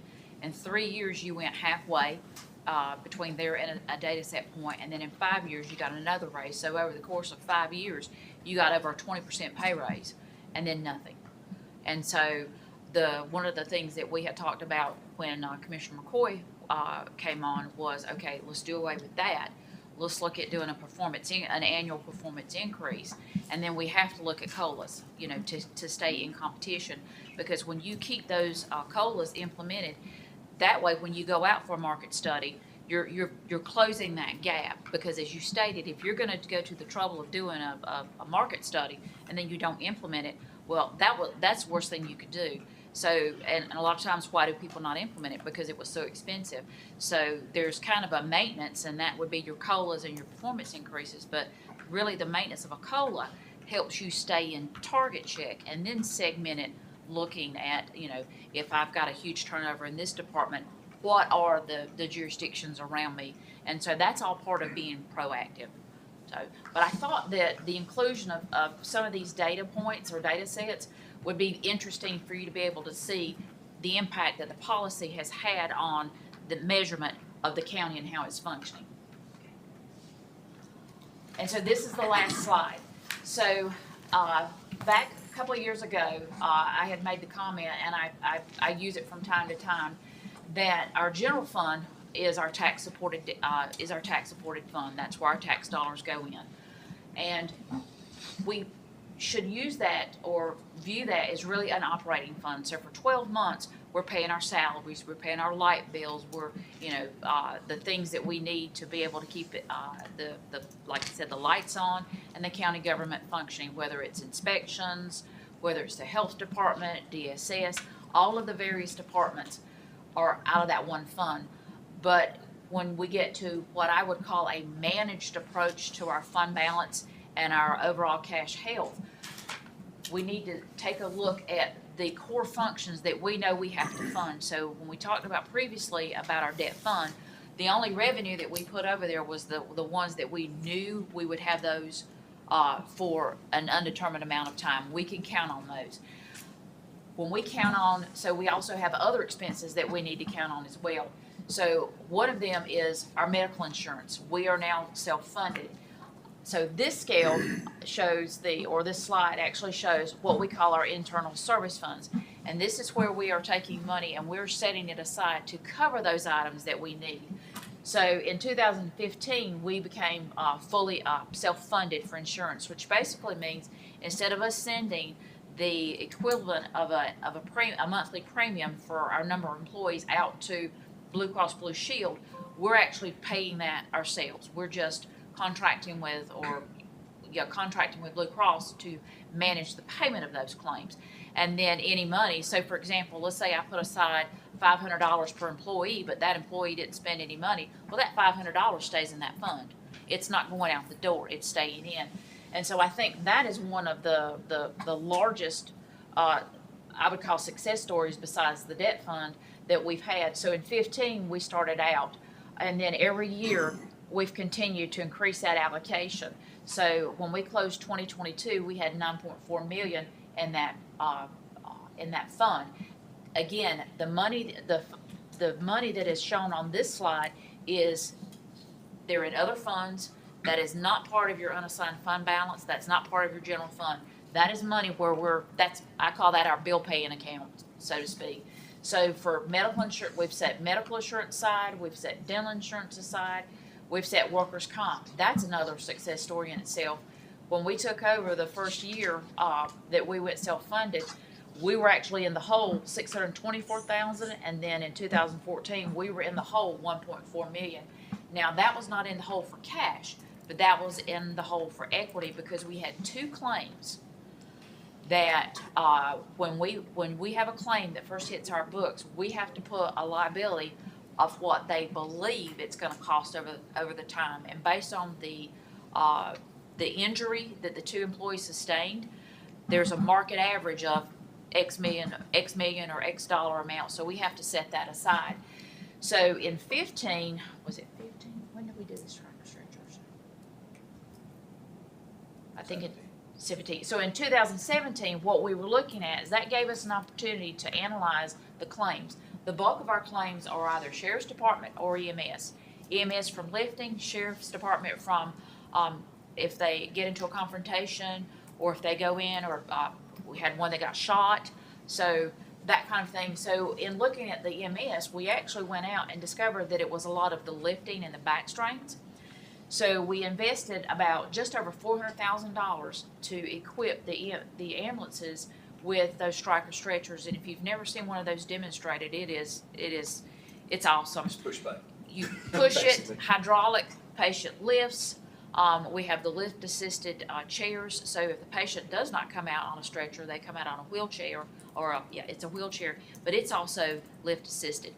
They are expensive. They're about $50,000 per unit, but as you can see, our number of claims. So if you see how our money has gone up each year, they paid for themselves within the first year in claims, because when we have someone who's injured, the county's on the hook for the first $1 million of medical, rehab, anything that gets paid out. The county was on the hook for the first $1 million. And so I think a $50,000 stretcher, it was a pretty good investment. So, but over time, we have continued to set that money aside to manage our claims through Chris and his department. A very proactive approach to it. I think that speaks for itself. Unemployment insurance as well. Employee clinic, we added that. Our employees have the opportunity, if instead of making a doctor's appointment, having time away from work, they can go over just for general items, and then they're right back at work. So that reduces the amount of time that employee is out of work. And then fleet services, you saw on the year in review that they are now fully funded. Again, go back to the capital comment that I made a while ago about the fleet and about having vehicles and transportation to drive. The county started funding the fleet with the plan that they would put aside X amount of dollars for so many years. So what happens is when a department, such as let's say planning for example, needs a new vehicle, they reach out to fleet, I need a vehicle. Fleet determines the type of vehicle that they need. The department does not choose, fleet chooses for them so that we have a standard. And then the department has a vehicle to drive. We purchase the vehicle, we pay cash for it, and then we turn around over the next so many months and charge back. So it's like the department has a car payment, so to speak, but it goes back into the fund. And then those amounts are adjusted for inflation. So they're constantly, building a reserve in that fund. So that's how now, for us to be able to do our inspections, we have to have vehicles. For help to be able to do what they need to do, they need vehicles. Likewise with DSS.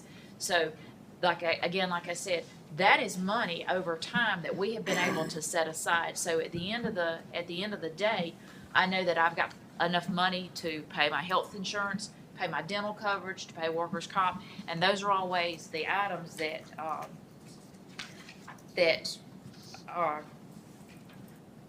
Cut it off. It's covered, Yeah, oh, it is, okay.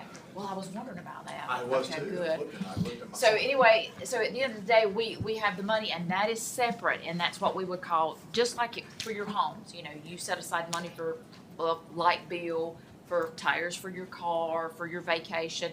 Think of these as kind of those types of funds. And so what is not showing up on the PowerPoint presentation is the last fund, which is information technology. There it is. Thank you. Oh, thank you. So, the same funding, was set aside for information technology as it was fleet services.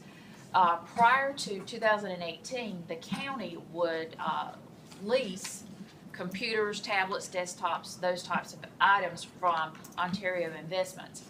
So we were paying money to be able to have these items, and in that way we had technology, we had equipment to do our jobs.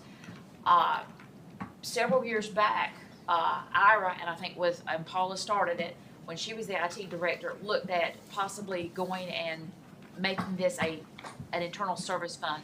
In other words, we are our own vendors. So Ira was finally able to study the numbers, get it into place. So the first year, the county said, okay, we're going to give you funding for X number of years.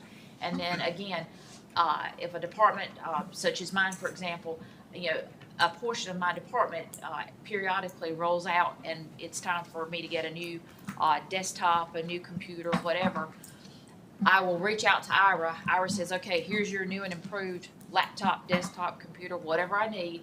And then he turns around over the next 4 years and charges my department. So instead of me paying out, $1,000, $1,500, I'm paying out, a portion of that each year. So it cuts it down, makes it more affordable.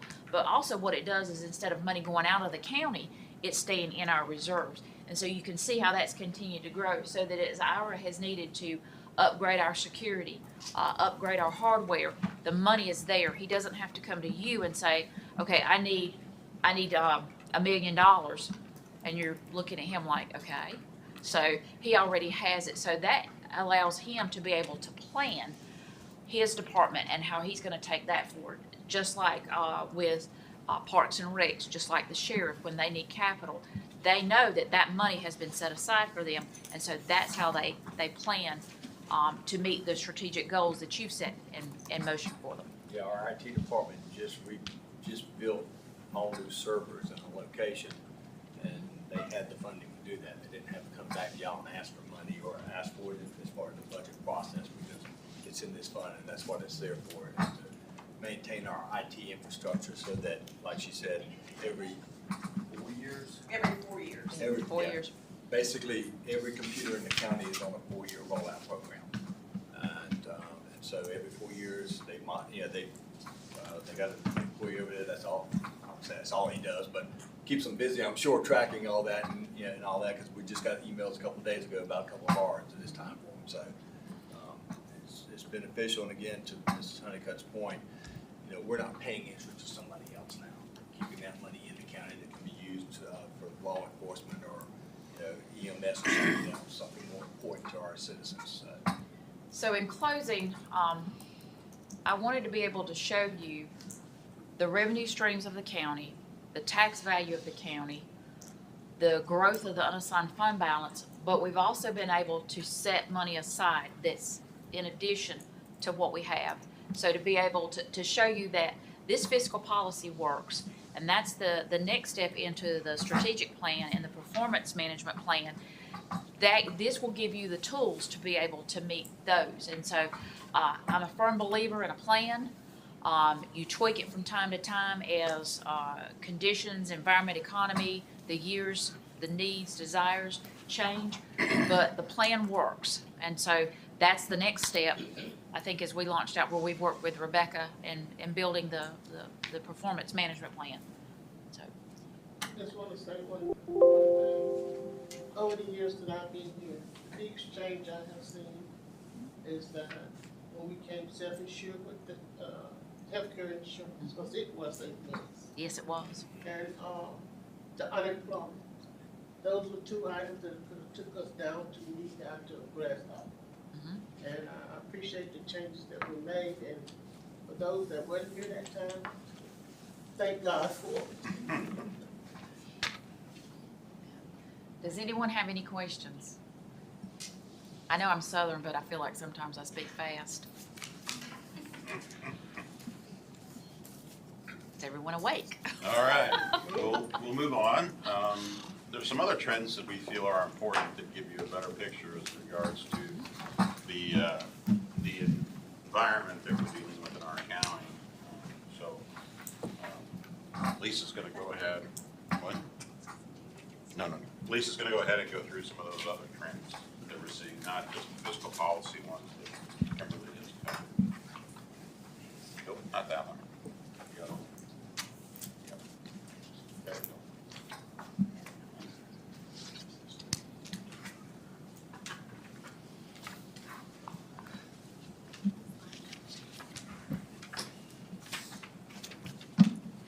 Okay, so I'm going to go over some of our Harnett County trends, and this is basically where we have been and where we are today. So it's kind of like the story of us. My trends are broken down into groups, and the first group is our historical content and projected growth. The data is based on the 2020 or 21 information, and that's just because that's when the state released the information.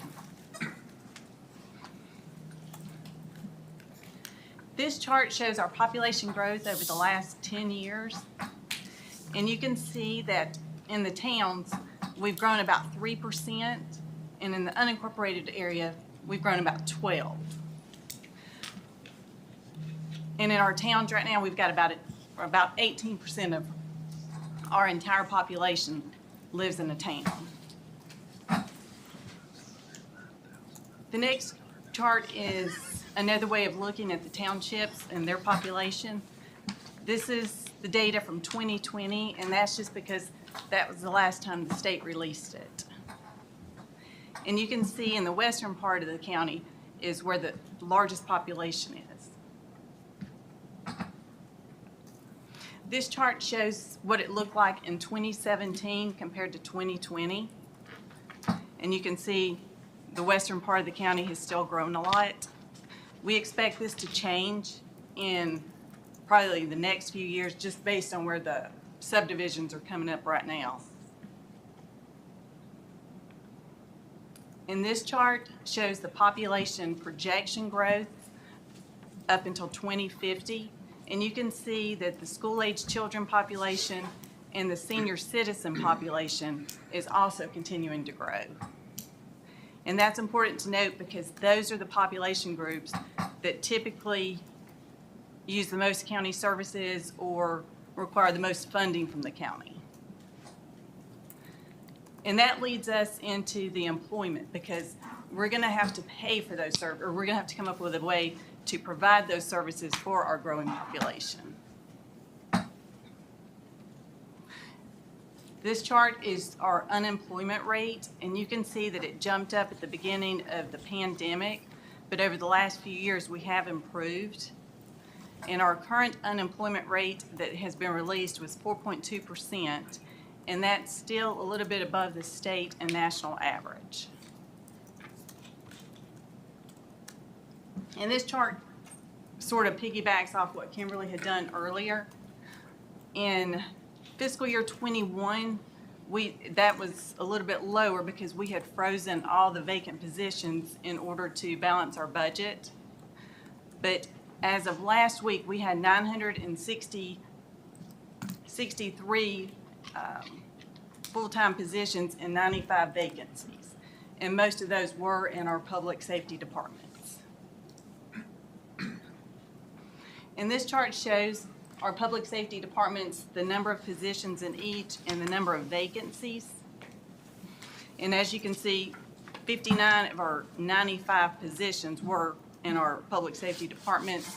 I also included social services and Harnett Regional Water just so you could see what it looked like in our larger departments. The detention center is still struggling to fill those vacancies. One thing to note, that we have 31 positions right now on our pay plan that all start at less than $15 per hour. And we have 70 employees, either part-time or full-time, that's making less than $15 an hour. And so we're hoping that the current compensation study will address this and any of the compression issues that it will cause if we raise that up to $15 per hour. Before I go on, is there any questions on this one?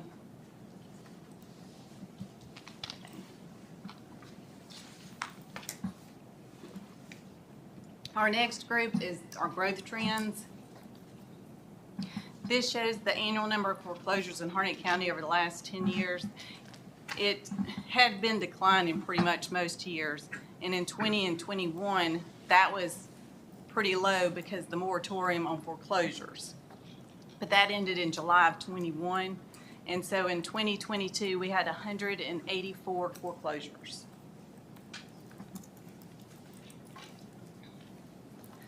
The Register of Deeds excess tax in the county, that's a good indicator of our growth. And you can see in the, let's see if I can do that. It doesn't work. You can see in our first 2 quarters of the last 2 fiscal years, that was greater than the entire year of collections in fiscal year 2018 through 2020. So you can see we are, there's a lot of property transactions going on. And this is just a closer look of the 2 quarters for each of the fiscal years. So we're still doing pretty well for Register of Deeds. We're about 2% less at this time than we were at this point last year. The building inspection revenue, that's another indicator of growth.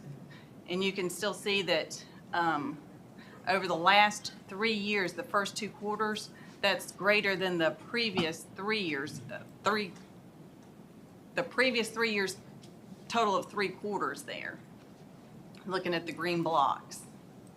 We're still doing pretty well this year, but we're about 6% lower than we were at this time last year. And this is just another view of the first 2 quarters. And typically we are a little bit lower in the second quarter. I guess it's just the temperature outside. People aren't doing a lot of building as much as they normally are. The next chart shows the number of new homes constructed over each fiscal year. And this is based on the certificate of occupancy that's issued. In fiscal year 22, there were 832 new homes built or certificate of occupancies issued. And so far in the first 6 months of this fiscal year, we have issued 569. So that's more than what we did in the total year of fiscal year 19 and 20. And talking about what Kimberly was talking about a little bit earlier, Article 39 for the sales tax, that's the 1% that's collected based on where it's collected. So this is what we can trend over the years because that part really hasn't changed much. And as you can see, it has steadily increased. And for Article 39, we are 16.4% over where we were at this point last year. And this does not include our holiday spending, yet we won't know what we do for that until March. And again, with the 9-digit zip code, hopefully the more people use that, the higher this will go. And again, this is the impact sales tax has on a revenue per capita in constant dollars. So you can see that that has had a steady incline over the years. And like Kimberly was saying earlier, our property tax collection is doing very well. And we are still above the state average for population groups of our size. The next, I know this is a lot, but this is the comparison of our effective tax rate. It's a calculation the state uses to compare apples to apples when they're looking at the tax rate, and they take the ratio of the assessed value to the actual selling price, and then they multiply it by the tax rate to get our effective tax rate. So we're still a little bit above the state average, but this is what we have looked like pretty much over the last few years. These are our surrounding counties and how we fall in there. Our sales assessment ratio, the Department of Revenue does a comparison of the selling price of the assessed value over once each year on the like a sample of properties that are sold to get the assessed value ratio. And ours jumped up in 2022 because of the reval. And as you can see in 2017 and 2020, those were the years of our reval, so that's where they're about even.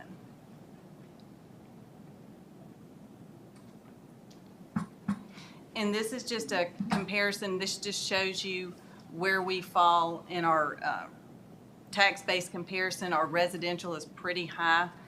It's the highest against our surrounding counties. And you can see where we fall with our commercial. Harnett County's in the red. And the state average is in the orange.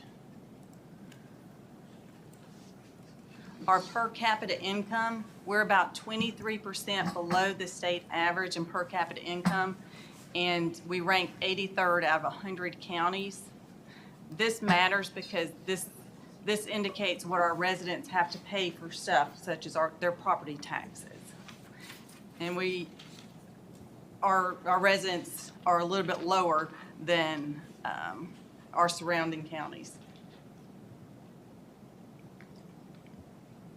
And the last slide that I have is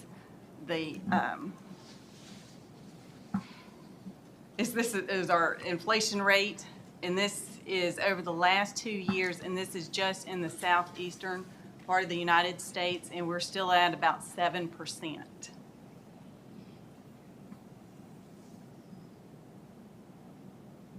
Do y'all have any questions, concerns?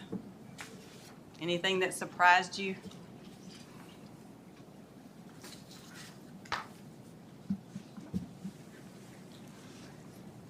Unless you want some questions. Well, no, just there's lunch. Y'all You probably look really don't ask me concerned any about it. questions. And that's all I have. Okay, Mr. Trout, would you like to handle the board goals and priorities, or would everybody like to have lunch, take a break now, and we can? Maybe what we could see, I think it's probably gonna take us 15 minutes to go through this. Is everybody fine with just holding off, and we'll sit tight and we'll grab lunch after this? Good? Okay. Good? we'll move forward. So you can go ahead and pull that one up. So last year, we approved the strategic plan and just before I arrived here. And through the process, we started looking at how can we make sure that we're implementing that strategic plan. And so it had already been started by UNC School of Government to help us with creating the strategic plan. The next phase was to look at performance management, which performance management's a way for staff to be able to take what is in the strategic plan and make it become a reality, to start attacking those key strategic actions that have been listed. So started working with Rebecca Jackson. She's here today, and she'll have a portion of this as we go through this slide presentation to talk a little bit about what performance management and a high-performing organization is involved with. But what I'm going to do first is kind of go through some of the information that you kind of already know. So we started out having a retreat in June of 2021. We did a variety of different functions. This is for the creation of the strategic plan. Developed it and implemented it in February of 2022. So there were 5 strategic plan goals that were created. You should be familiar with this. We've looked at it in the past. These are the 5 key components that were looked at for goals for the county. So in order to create that, there's a wheel of how you move through it with regarding setting priorities, resources, you implement it, you evaluate it, use performance management to help accomplish it, and of course you look and evaluate what you're doing. So we started the performance management and created a process. We developed a name, a vision, and a mission statement. Our name, which is Team Harnett, and you can see it's tracking excellence through actionable measurements. That is kind of one of the key components that we look at, is that this is going to be using data to help us to understand what we're accomplishing. Vision statement, I'll let you read it there. And then the mission statement is to promote confidence and accountability in Harnett County by creating an ongoing and systematic performance management framework to improve actionable results through evidence-based decision-making, continuous organizational learning, and an involved community. We've looked at that, and we feel like this is really the direction that our organization needs to be going. So staff has been working to move forward with the performance management program. We've had a number of meetings and trainings with Rebecca, and a lot of additional work outside of those meetings by different teams in order to create the information and evaluate how we've done with regards to accomplishing our key strategic actions. So here's what performance management is. Well, I'll let you read that.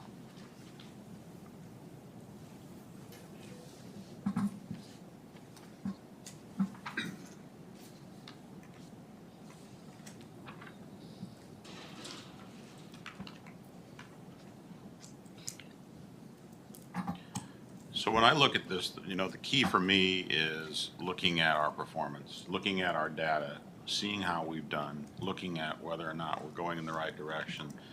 Does the method that we chose in order to accomplish that action, is it being successful?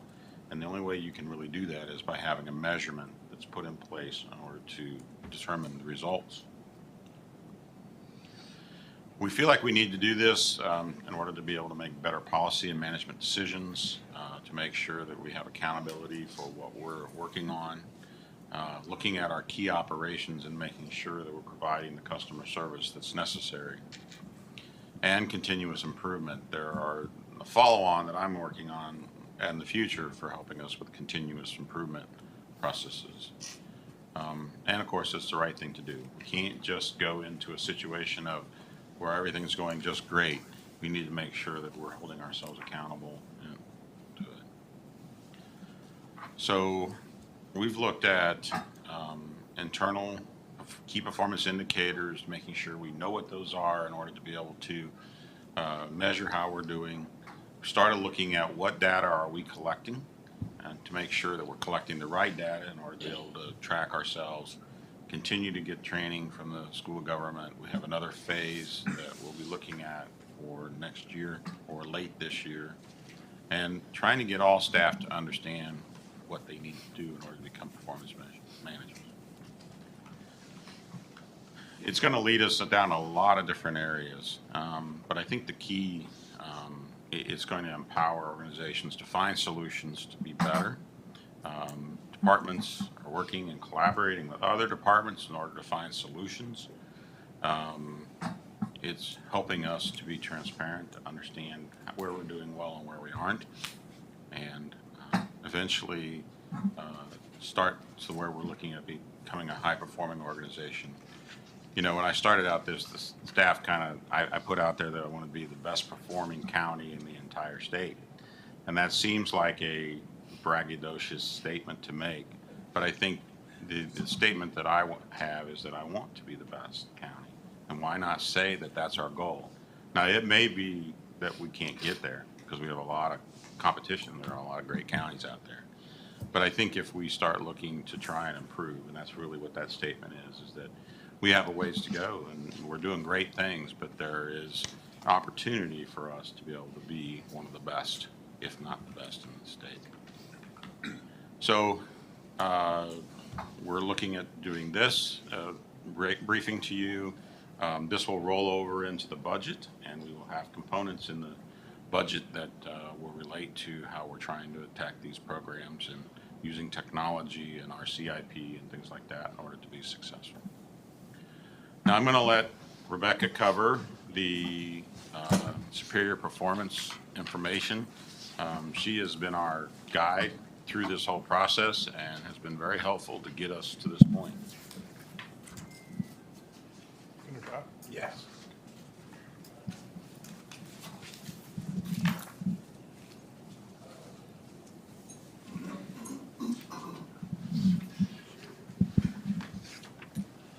All right, thank you, Mr. Trout, and thank you all for inviting me here today to share a little bit about to share some information on high-performing organizations. I am Rebecca Jackson, adjunct faculty member with the University of North Carolina School of Government, and they have a center there. I think some of you are familiar with the Center for Public Leadership and Governance. So I work for them. Last year, I had the pleasure of working with all of you, or most of you, to develop a strategic plan. We also touch base with our employees and the citizens and staff. And you all adopted your first strategic plan ever. I think it was Mr. Trout's first week. Yes. Or second day or something crazy like that. But I was before you and you adopted your strategic plan. So that was a great success. And as you know, that strategic plan created for Harnett County very, very clear expectations to build a culture of high performance in an effort, of course, to provide those world-class services, the best county in the state, or did you say the state or the country? State. In the state. And so today we're going to talk about superior performance, and there are many, many frameworks out there that communicate and graphically represent what some of the critical components for local governments as they consider strengthening their efforts to be a superior performing organization. Those are things like the International City County Managers Association, gosh, there's so many, Baldrige, lean methodologies, what works cities, counties, certifications, for example. This framework, the 5 pillars of superior performance, supported by leaders at every level, was developed over the last year through some research for UNC Chapel Hill, of course, the school of government, and it's offered in a shameless plug as a full day course at the university, just to kind of dive deeper into those concepts, which we won't do today. We're just going to cover just a few. So why, as you can see from this graphic, the framework is illustrated using pillars. And why do you think that it's pillars? Why do you think we use pillars? So the pillars, typically they represent stability, security, creating kind of the structure for the roof, which of course is superior performance in this case. And if one of the pillars collapses, it destroys the integrity of the whole structure. So the pillars, in essence, are not just individually important, but they're important and interrelated and interconnected. And the pillars represent, in this case, the main concepts of superior performance, each with its own set of building blocks that represent those critical components. The pillars for superior performance are visionary planning, operational results, commitment to quality, and customer orientation. And what's also very important is that you'll recognize it has a foundation in leadership. Foundation must be strong and stand the test of time, sustainable and cross-cutting, supporting each of those pillars. So I'm going to run through just a little bit of each of the pillars. Visionary planning is the first pillar, and this is where organizations align itself with well-designed long-term strategies and quantifiable goals. These goals are going to set the direction for the organization and serve as a roadmap for action. Strategic planning must be used to advance your mission. And so these, the 1 through 10 on your slide, kind of illustrate and share the basic building blocks of these pillars. Designing long-term strategies, I'll just mention a few to set the direction. Of course, that's a good example is Harnett adopting their first ever strategic plan. Championing that strategic plan, I heard a number of times today, the strategic plan being referenced, ensuring the discipline, scanning the environment and looking for your subject matter experts to weigh in on some of your strategies. Delivering these regular reports is what you'll see coming forward to the board more frequently, I think, designed specifically around your strategic plan. And I heard many times today even talking about the importance of reporting those performance results with transparency. And then, of course, your investment and time today is a great example of prioritizing those strategic priorities and using those priorities to inform your budget development. Okay, operational results. This is that second pillar, and it refers to the development of an effective performance management system, which Mr. Trout was referring to. And of course, that ensures that strategy execution and analyzing your data for evidence-based decisions help drive your policy and management decisions, because it's just not enough to identify a few data points. You're going to have to look at which data points are the most meaningful. Data in and of itself, of course, is meaningless, and it's not until you put it into context and provide that information to the leadership and the board and the senior managers that actually, creates that knowledge for you to make your better decisions.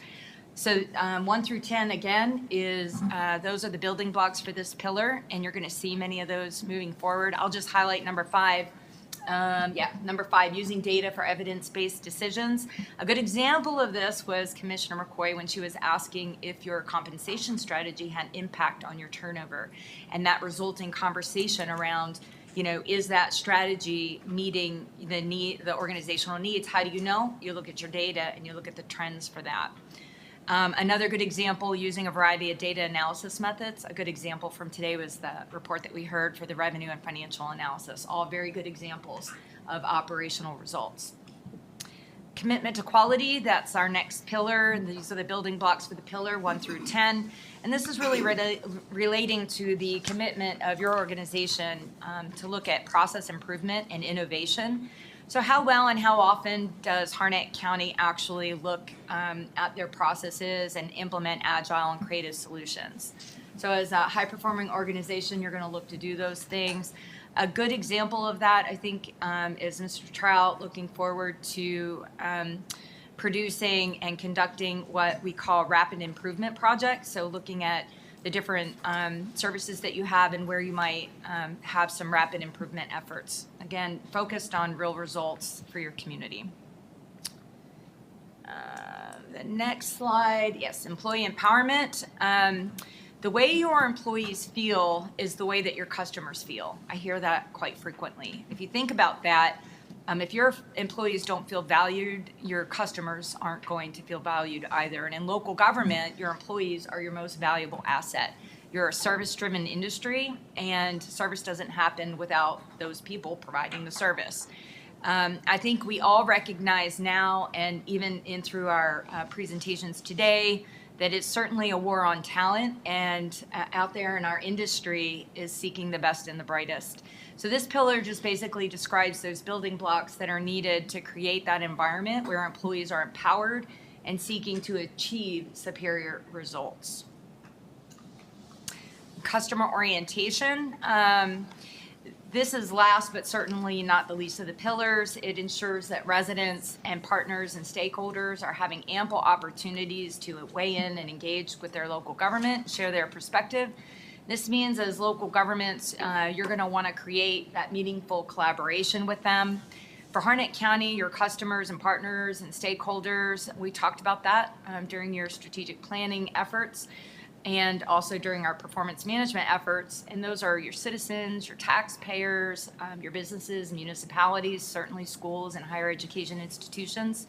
And today the board was presented information regarding population growth and demographics that certainly help provide the data for the board to kind of understand the needs and priorities of the community. So 1 through 10, these are the building blocks of customer orientation. Won't go through them exactly, but I do think that it's important to recognize that collaborating and kind of hearing the customer's feedback is certainly important. So anytime you get a chance to do like citizen engagement efforts or citizen surveys so that you can seek their priority or their satisfaction is important moving forward with a performance management program. And then I'm going to just touch base just a moment on the foundation of leadership. And of course, leadership is what the pillars are actually built upon. And if that foundation is cracked or unstable, if the pillars are going to fall and the building is going to collapse. The key attributes of an effective, healthy foundation are as follows, the 1 through 10. And I think that, again, this particular slide, something to kind of keep in mind is fostering that positive climate. I know in your strategic plan, you have referenced a number of times about helping to create not just a positive climate, but one culture that is based on performance and excellence. So that would be underneath it here. And then also number 10, I would just point out sharing information effectively. And that's really looking at creating those effective communication plans. That was a really very brief 10-minute run through of how you would elevate your organizational performance using this kind of graphic illustration. And I just shared that with you just so you can have appreciation for all that I think Harnett is willing to invest in. And those are the processes and tools that you can look forward to having developed. Are there any questions? I know I went through, I was one of those really fast talkers as well, but I know everybody wants to get to lunch, so I just thought I'd run through that real quick. Anybody have any questions? All right, thank you so much for the opportunity. The reason that I wanted to have Rebecca present that is the staff has spent a couple of days going through what she has taught to us in order to move our leadership and take it to a new level. We've never really looked at it in that way. And as I went through it, the thing I noticed is that I think that staff has been trying in many of these areas, but we've never had a framework that we could put our hands around as to how we're going to move forward. And so that's what's been provided. So this is our mission that's in our strategic plan. I think it is still valid today. I don't necessarily look that we need to make any changes in that. We could have that discussion if you desire. But what I want to focus on is how are we doing on our key strategic actions? There are 28 key strategic actions in our strategic plan. You see that we have 39% that are pending, meaning we haven't yet started. 43% are in progress and 18% are complete. So that's good, given it's our first year, and with 28, you can't necessarily accomplish all of them at the same time. But it is something that as we go through the next part of it, you're going to help us figure out what those priorities need to be again as we enter into the next year. So this is a key strategic action breakdown as to what its status is. So So actually good progress in many of them. Some of the ones that are key, as we look at our employees and taking care of compensation study, it's in progress. Many of these are items that, even though it says pending, I mean, there's always things that are happening in them. It just may not be a coordinated effort or specific thing that's been done. But what I can tell you is that strategies are being developed for each one of these key strategic actions by the different teams that worked on each goal. And so we're, for the first time, having measurements and plans in order to attempt to accomplish each one of these key strategic actions. And here's the 4.1 through 5.5 ones. You can see a lot of good work was done in 5.1. Attribute a lot of that to Ashley. She has done an excellent job at addressing some of these things. And I think a lot of them will just, they're saying complete because we're going to continue them forward. They're not, they may complete because they were created, they're implemented, and we'll be using them and continuing them forward with our new hire to handle community relations. So I'm going to highlight a couple of them, for example. So as we go into superior education, we're not going to do every key strategic action. We're just going to give you a highlight here of a couple of them. So as the school one, I've been having regular meetings with the superintendent so that we can have that communication. We've taken and gotten involvement in some of the programs with coordinating with other county staff and school staff. We have a long-term funding plan, which again we reviewed today. We've taken a look at our teacher supplement requests, also the classified staff request. So there's been a lot of things that have been accomplished as it relates to this goal. The one that's in process is we're going back out, getting quotes for the lobbying firm. There are items that we want to press with relation to funding for our schools, and so we'll be using our lobbying firm in order to help us in that area. And this is a indicator, one of the indicators that we're looking at as a team to help track. And so getting this information from the school in order to look at how has staff turnover been happening over the last few years. So these are things now we're using data to help us track how we're doing and how the school's doing in this particular case, since it's a priority of the board as well. So if you look at organizational excellence, the compensation strategies being worked on. We're looking at doing on-demand training with NeoGov in order to help train our staff. Looking at trying to get involved, continue to be involved with universities, school of government, and learning how we can run our organization in a better, high-performing way. We've had some other successes in organizational excellence where you can mark that we were able to do the countywide library. That was an accomplishment. And some of these things, the one thing I gotta go back, is you see some of these other goal successes. That's one thing. You have the key strategic actions that are in your plan, but there are other things that are going on that we work on that we know are better for the county. They may not be listed, but we work on them, so that's why we're highlighting some of them here. And so some of these steps were very positive. We're in the process of putting county-owned fiber across the river, so we have two ways to get our data back and forth and work on our systems. The space needs assessment, we'll have a presentation coming in late March, early April to tell you where we're at with all our county facilities, our needs for the future.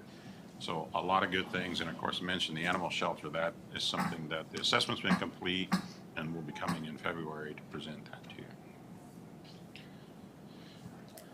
One of the data points we're using is our own turnover rate. And so we have that data we can create and understand better how we're doing as it relates to our turnover for our staff. Look at health and safety, a couple of data points with Parks and Recreation on projects that they're completing. We've had some success with receiving some grant money from the state that's going to move some of those projects forward.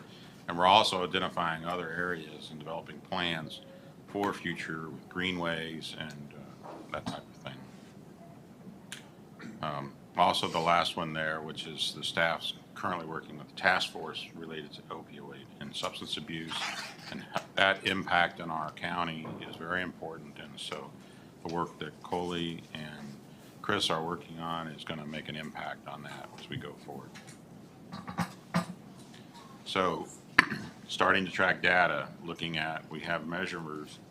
There is a device that measures people attending or into our parks, and so we're measuring how we're doing in those areas and how many attendees we have. Economic strength, continue to work on broadband, working to look at our 401 issue related to access on our transportation system. Improvements to our wastewater and wastewater. We have a project along Highway 87 that's moving forward. And then, of course, eventually the improvement to our plant is going to occur, which will help us have the capacity for growth. This is a very busy slide, but these are a lot of the accomplishments that we had related to keeping our citizens informed and some of our engagement things related to social media. So this is just the beginning. There's a lot that will continue to happen in the area of performance management where you'll be able to better track and understand what's going on. So within our operations and for the future. The next step that we have that I'd ask you to do is we can break for lunch, but I laid on your table a 2-page memorandum that Brian wrote to me at the end of last year's strategic plan process where you had done the prioritizing of the strategic actions. And so that memo shows you what you chose as your priorities last year. So you may want to look at that and review that, because getting ready, when we come back to go through a similar process again of having you rate these actions as priority and give us the priority that you have for each of them. You'll see on the sheets when we look at the prioritization, there are some that are marked complete, and so you won't need to include that in your priority if it's marked as complete. So that'll be our next step once we get done with lunch. Well, if nobody has anything else, we'll go ahead and take a break for lunch. All right. Guess we'll play it by ear when we come back, unless you want to. Yeah, I would say at least by 12:30.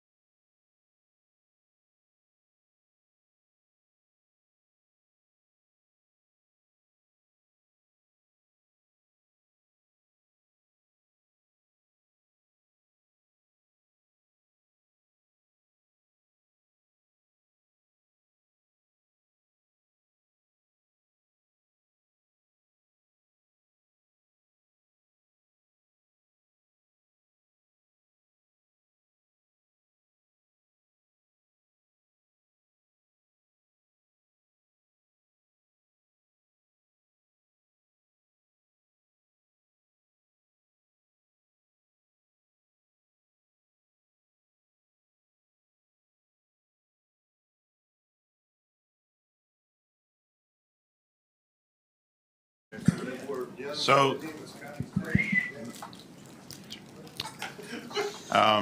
the next phase is similar to what we did last year, which is to have you provide a priority ranking. So, I think this year, the key strategic actions apply again. I think as we go into our planning session next year, we're going to need to revisit the strategic plan and determine if there are new key strategic actions that we need to include. But I think given where we've gone this first year and the progress we're making, I think rather to keep it simplistic, we continue to use the same key strategic actions, and then we'll look at next year whether they need to change, be modified, some removed, new ones added, that type of thing. We'll look to develop a plan to conduct that next year. But for this year, I ask that you take a look at strategic goal number 1, which is our superior education, and it lists the 5 strategic actions. The bottom one has been completed. We complete our legislative priorities each year, so we mark that as complete and ongoing. We're obviously working on 1 through 4, but ask that you rank those so that we know where to put our effort. When I say we rank, we're working on all of them to a certain degree, so it's not like we're ignoring any of them. But when we have to decide where to put our primary effort, it's helpful to us to have it prioritized. So if you could, put a ranking on those, and when you're ready, when you completed that, if you could rip off the top one and give it to Coley. Coley will come around and pick them up from you, and then he'll, working with Chris, will do the rank ordering and add them up so that you can know what the ranking was. And then when everybody's got number 1, we'll just move on to number 2.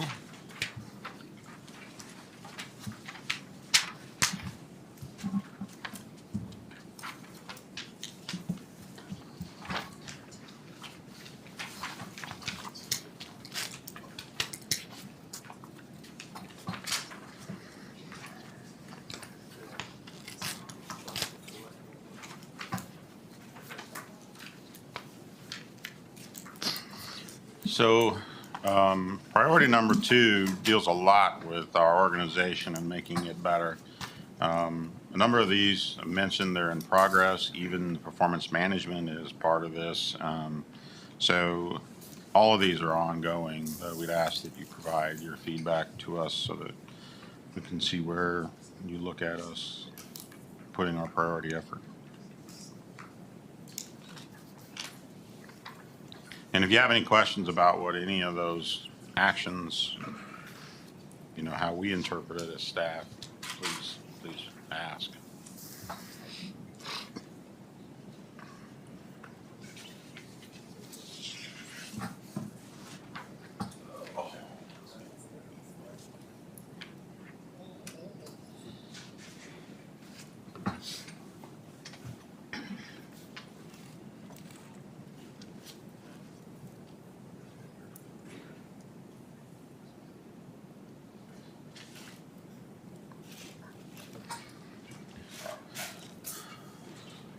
All right, we ready to pick up number 2?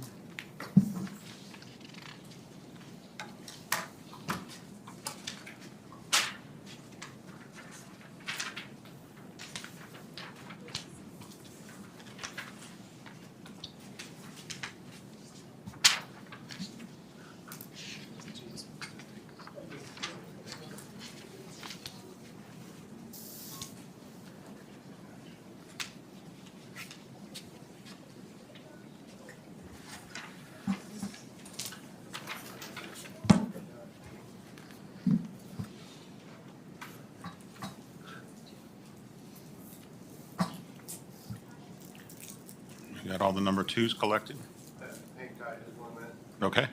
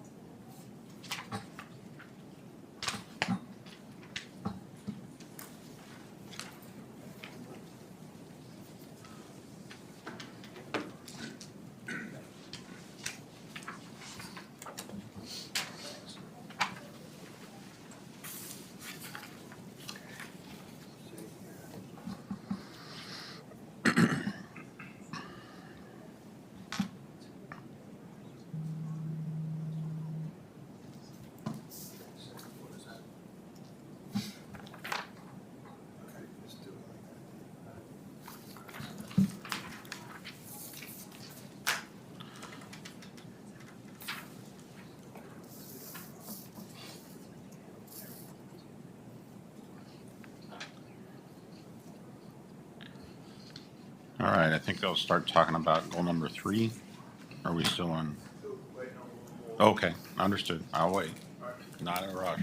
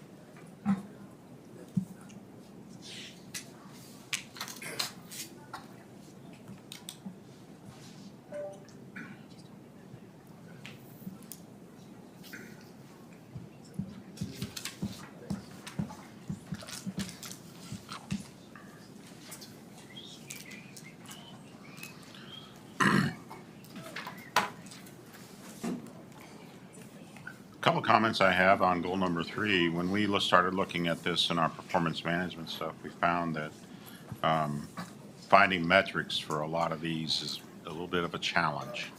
So all these are important and are things that we'll work on, but I think as we've moved forward in the process, we found that finding metrics and ways to measure participation in some of these programs has been a bit of a challenge, but we'll continue to work through them.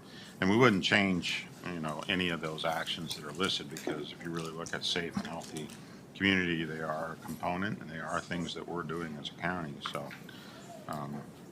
but continue to work on each of these.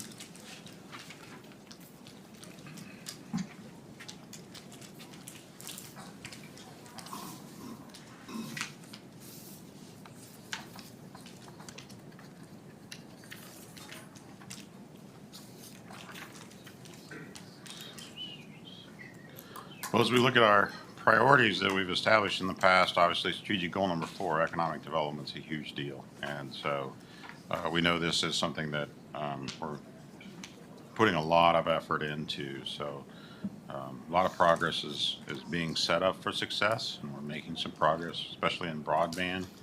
And with the new programs that we're establishing in economic development, I think we're going to see some good progress over the next year in these areas.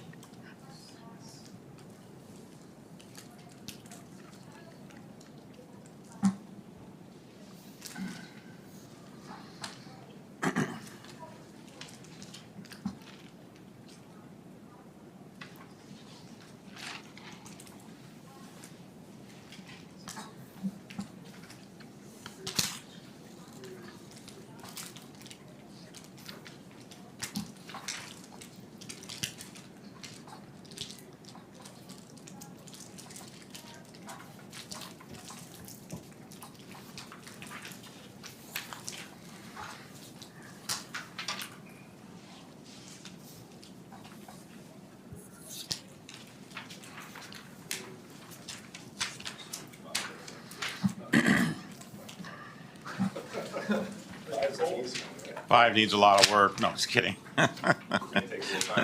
Yeah, take your extra time on strategic goal number 5. I think that's really an important thing, and really had Ashley not made the decision to leave employment, we probably actually would have had action 5.5 would have been completed already. We're really close on the website redesign, so it's a matter of getting the new person, the new community relations director on board, and have them meet with IT and finalize the website for distribution and going live. But that should happen probably within a month or two of the new person starting. We'll have our new website done. And I think as a side note, Christian's real close to having the economic development website redo with the partnership and so forth included, real close to having that one done as well. So we'll have some new faces to the internet world about our organization. So anyway, so number 5 is kind of self-explanatory, but definitely there. So I think that, the next step is that these guys continue to tabulate the numbers here, and then we can give you an idea of where that's at and present that information to you. It's up to you, Chair, whether you want to wait to hear it or if we want to dismiss, and I can send it to you in written form. Pleasure of the board. Y'all like to wait for the tally, or you want to sign out?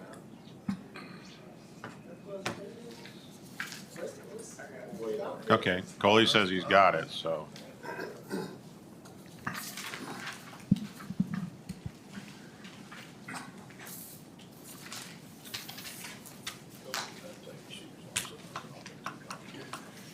Coley? All right, so if you go to strategic goal number 1, action step 1.4 was the number 1 ranked, which is addressing teacher supplements to increase competitiveness in the region. Action 1.3 was the second priority, which is adopting a long-term plan for funding new schools based on Board of Education priorities. Number 3 priority in that category was engage school which is 1.1, which was engage school administration proactively to discuss coordinate budget priorities. And number 4 out of that group was to restore county involvement in capital planning and architectural committee for ongoing and upcoming projects. So those were strategic goal number 1. Going to strategic goal number 2, the number 1 priority was action step 2.1, which was complete the compensation study to assess competitiveness of employee pay and salary compensation for existing employees.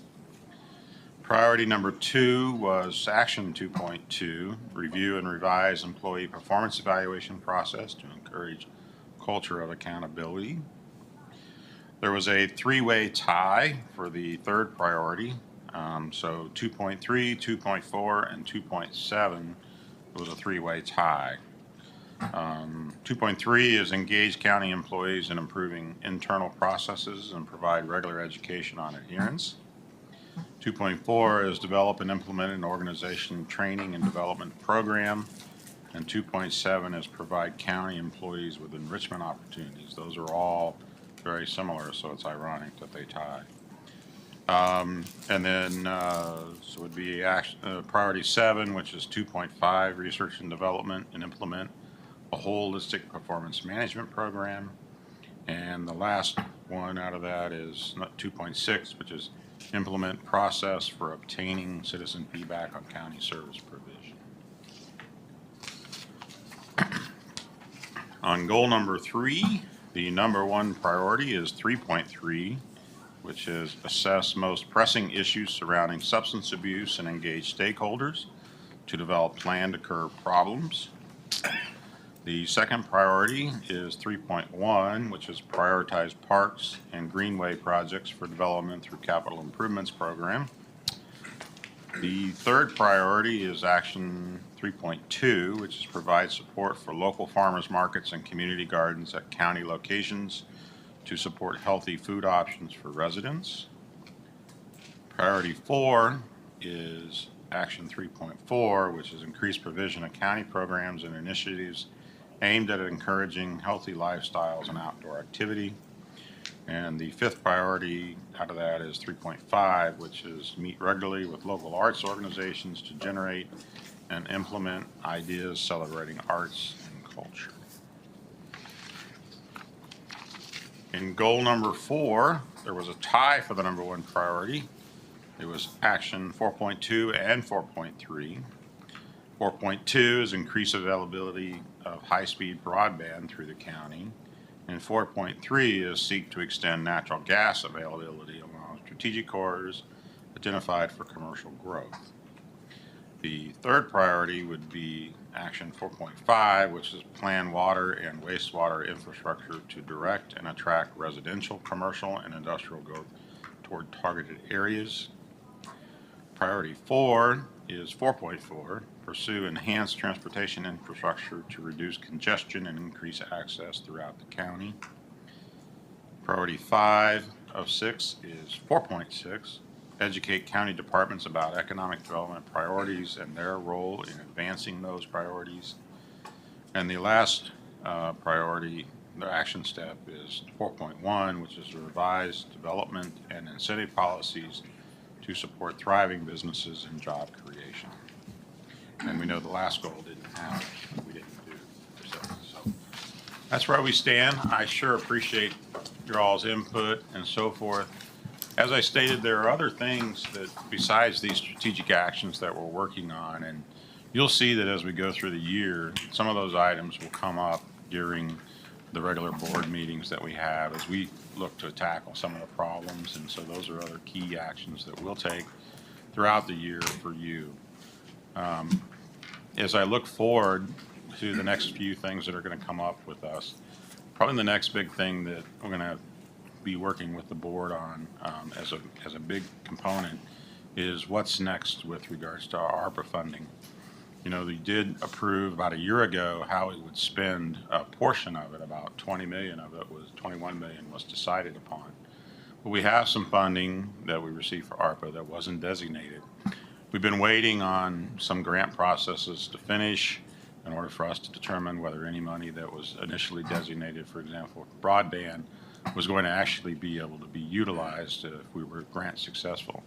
We know some of that information, but some of it we don't. But we got to remember is that we have a key date, December 31 of 2024. We have to have this money allocated.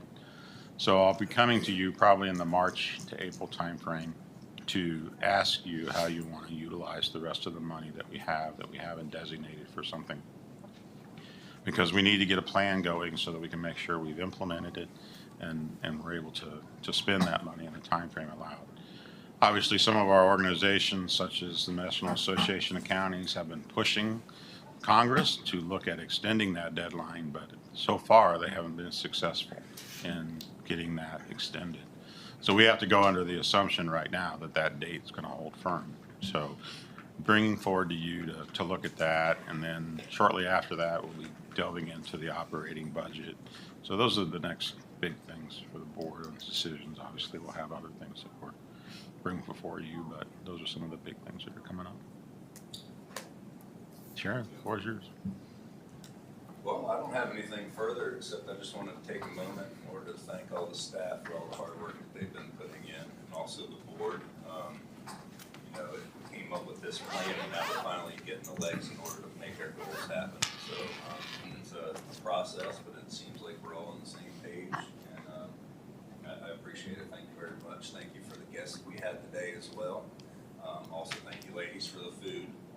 Once again, appreciate that. Does anybody have anything further? I'd just like to say it's been really informative, really good. Rebecca probably remember, and all of you probably remember when we embarked on this strategic plan process, was that I wanted to make sure it was something that we continued to invest in and focus on, and not just say we've done it and put it on the shelf. So I feel like this has been evidence of that today, and I appreciate that. Thank you. Yeah, it's been very informative and to be able to see exactly where our money's at and that kind of thing. Because you hear it, you talk about it, but to see it in black and white makes a lot of difference. And I can see that Kimberly's been very tight with our money, and that's a good thing.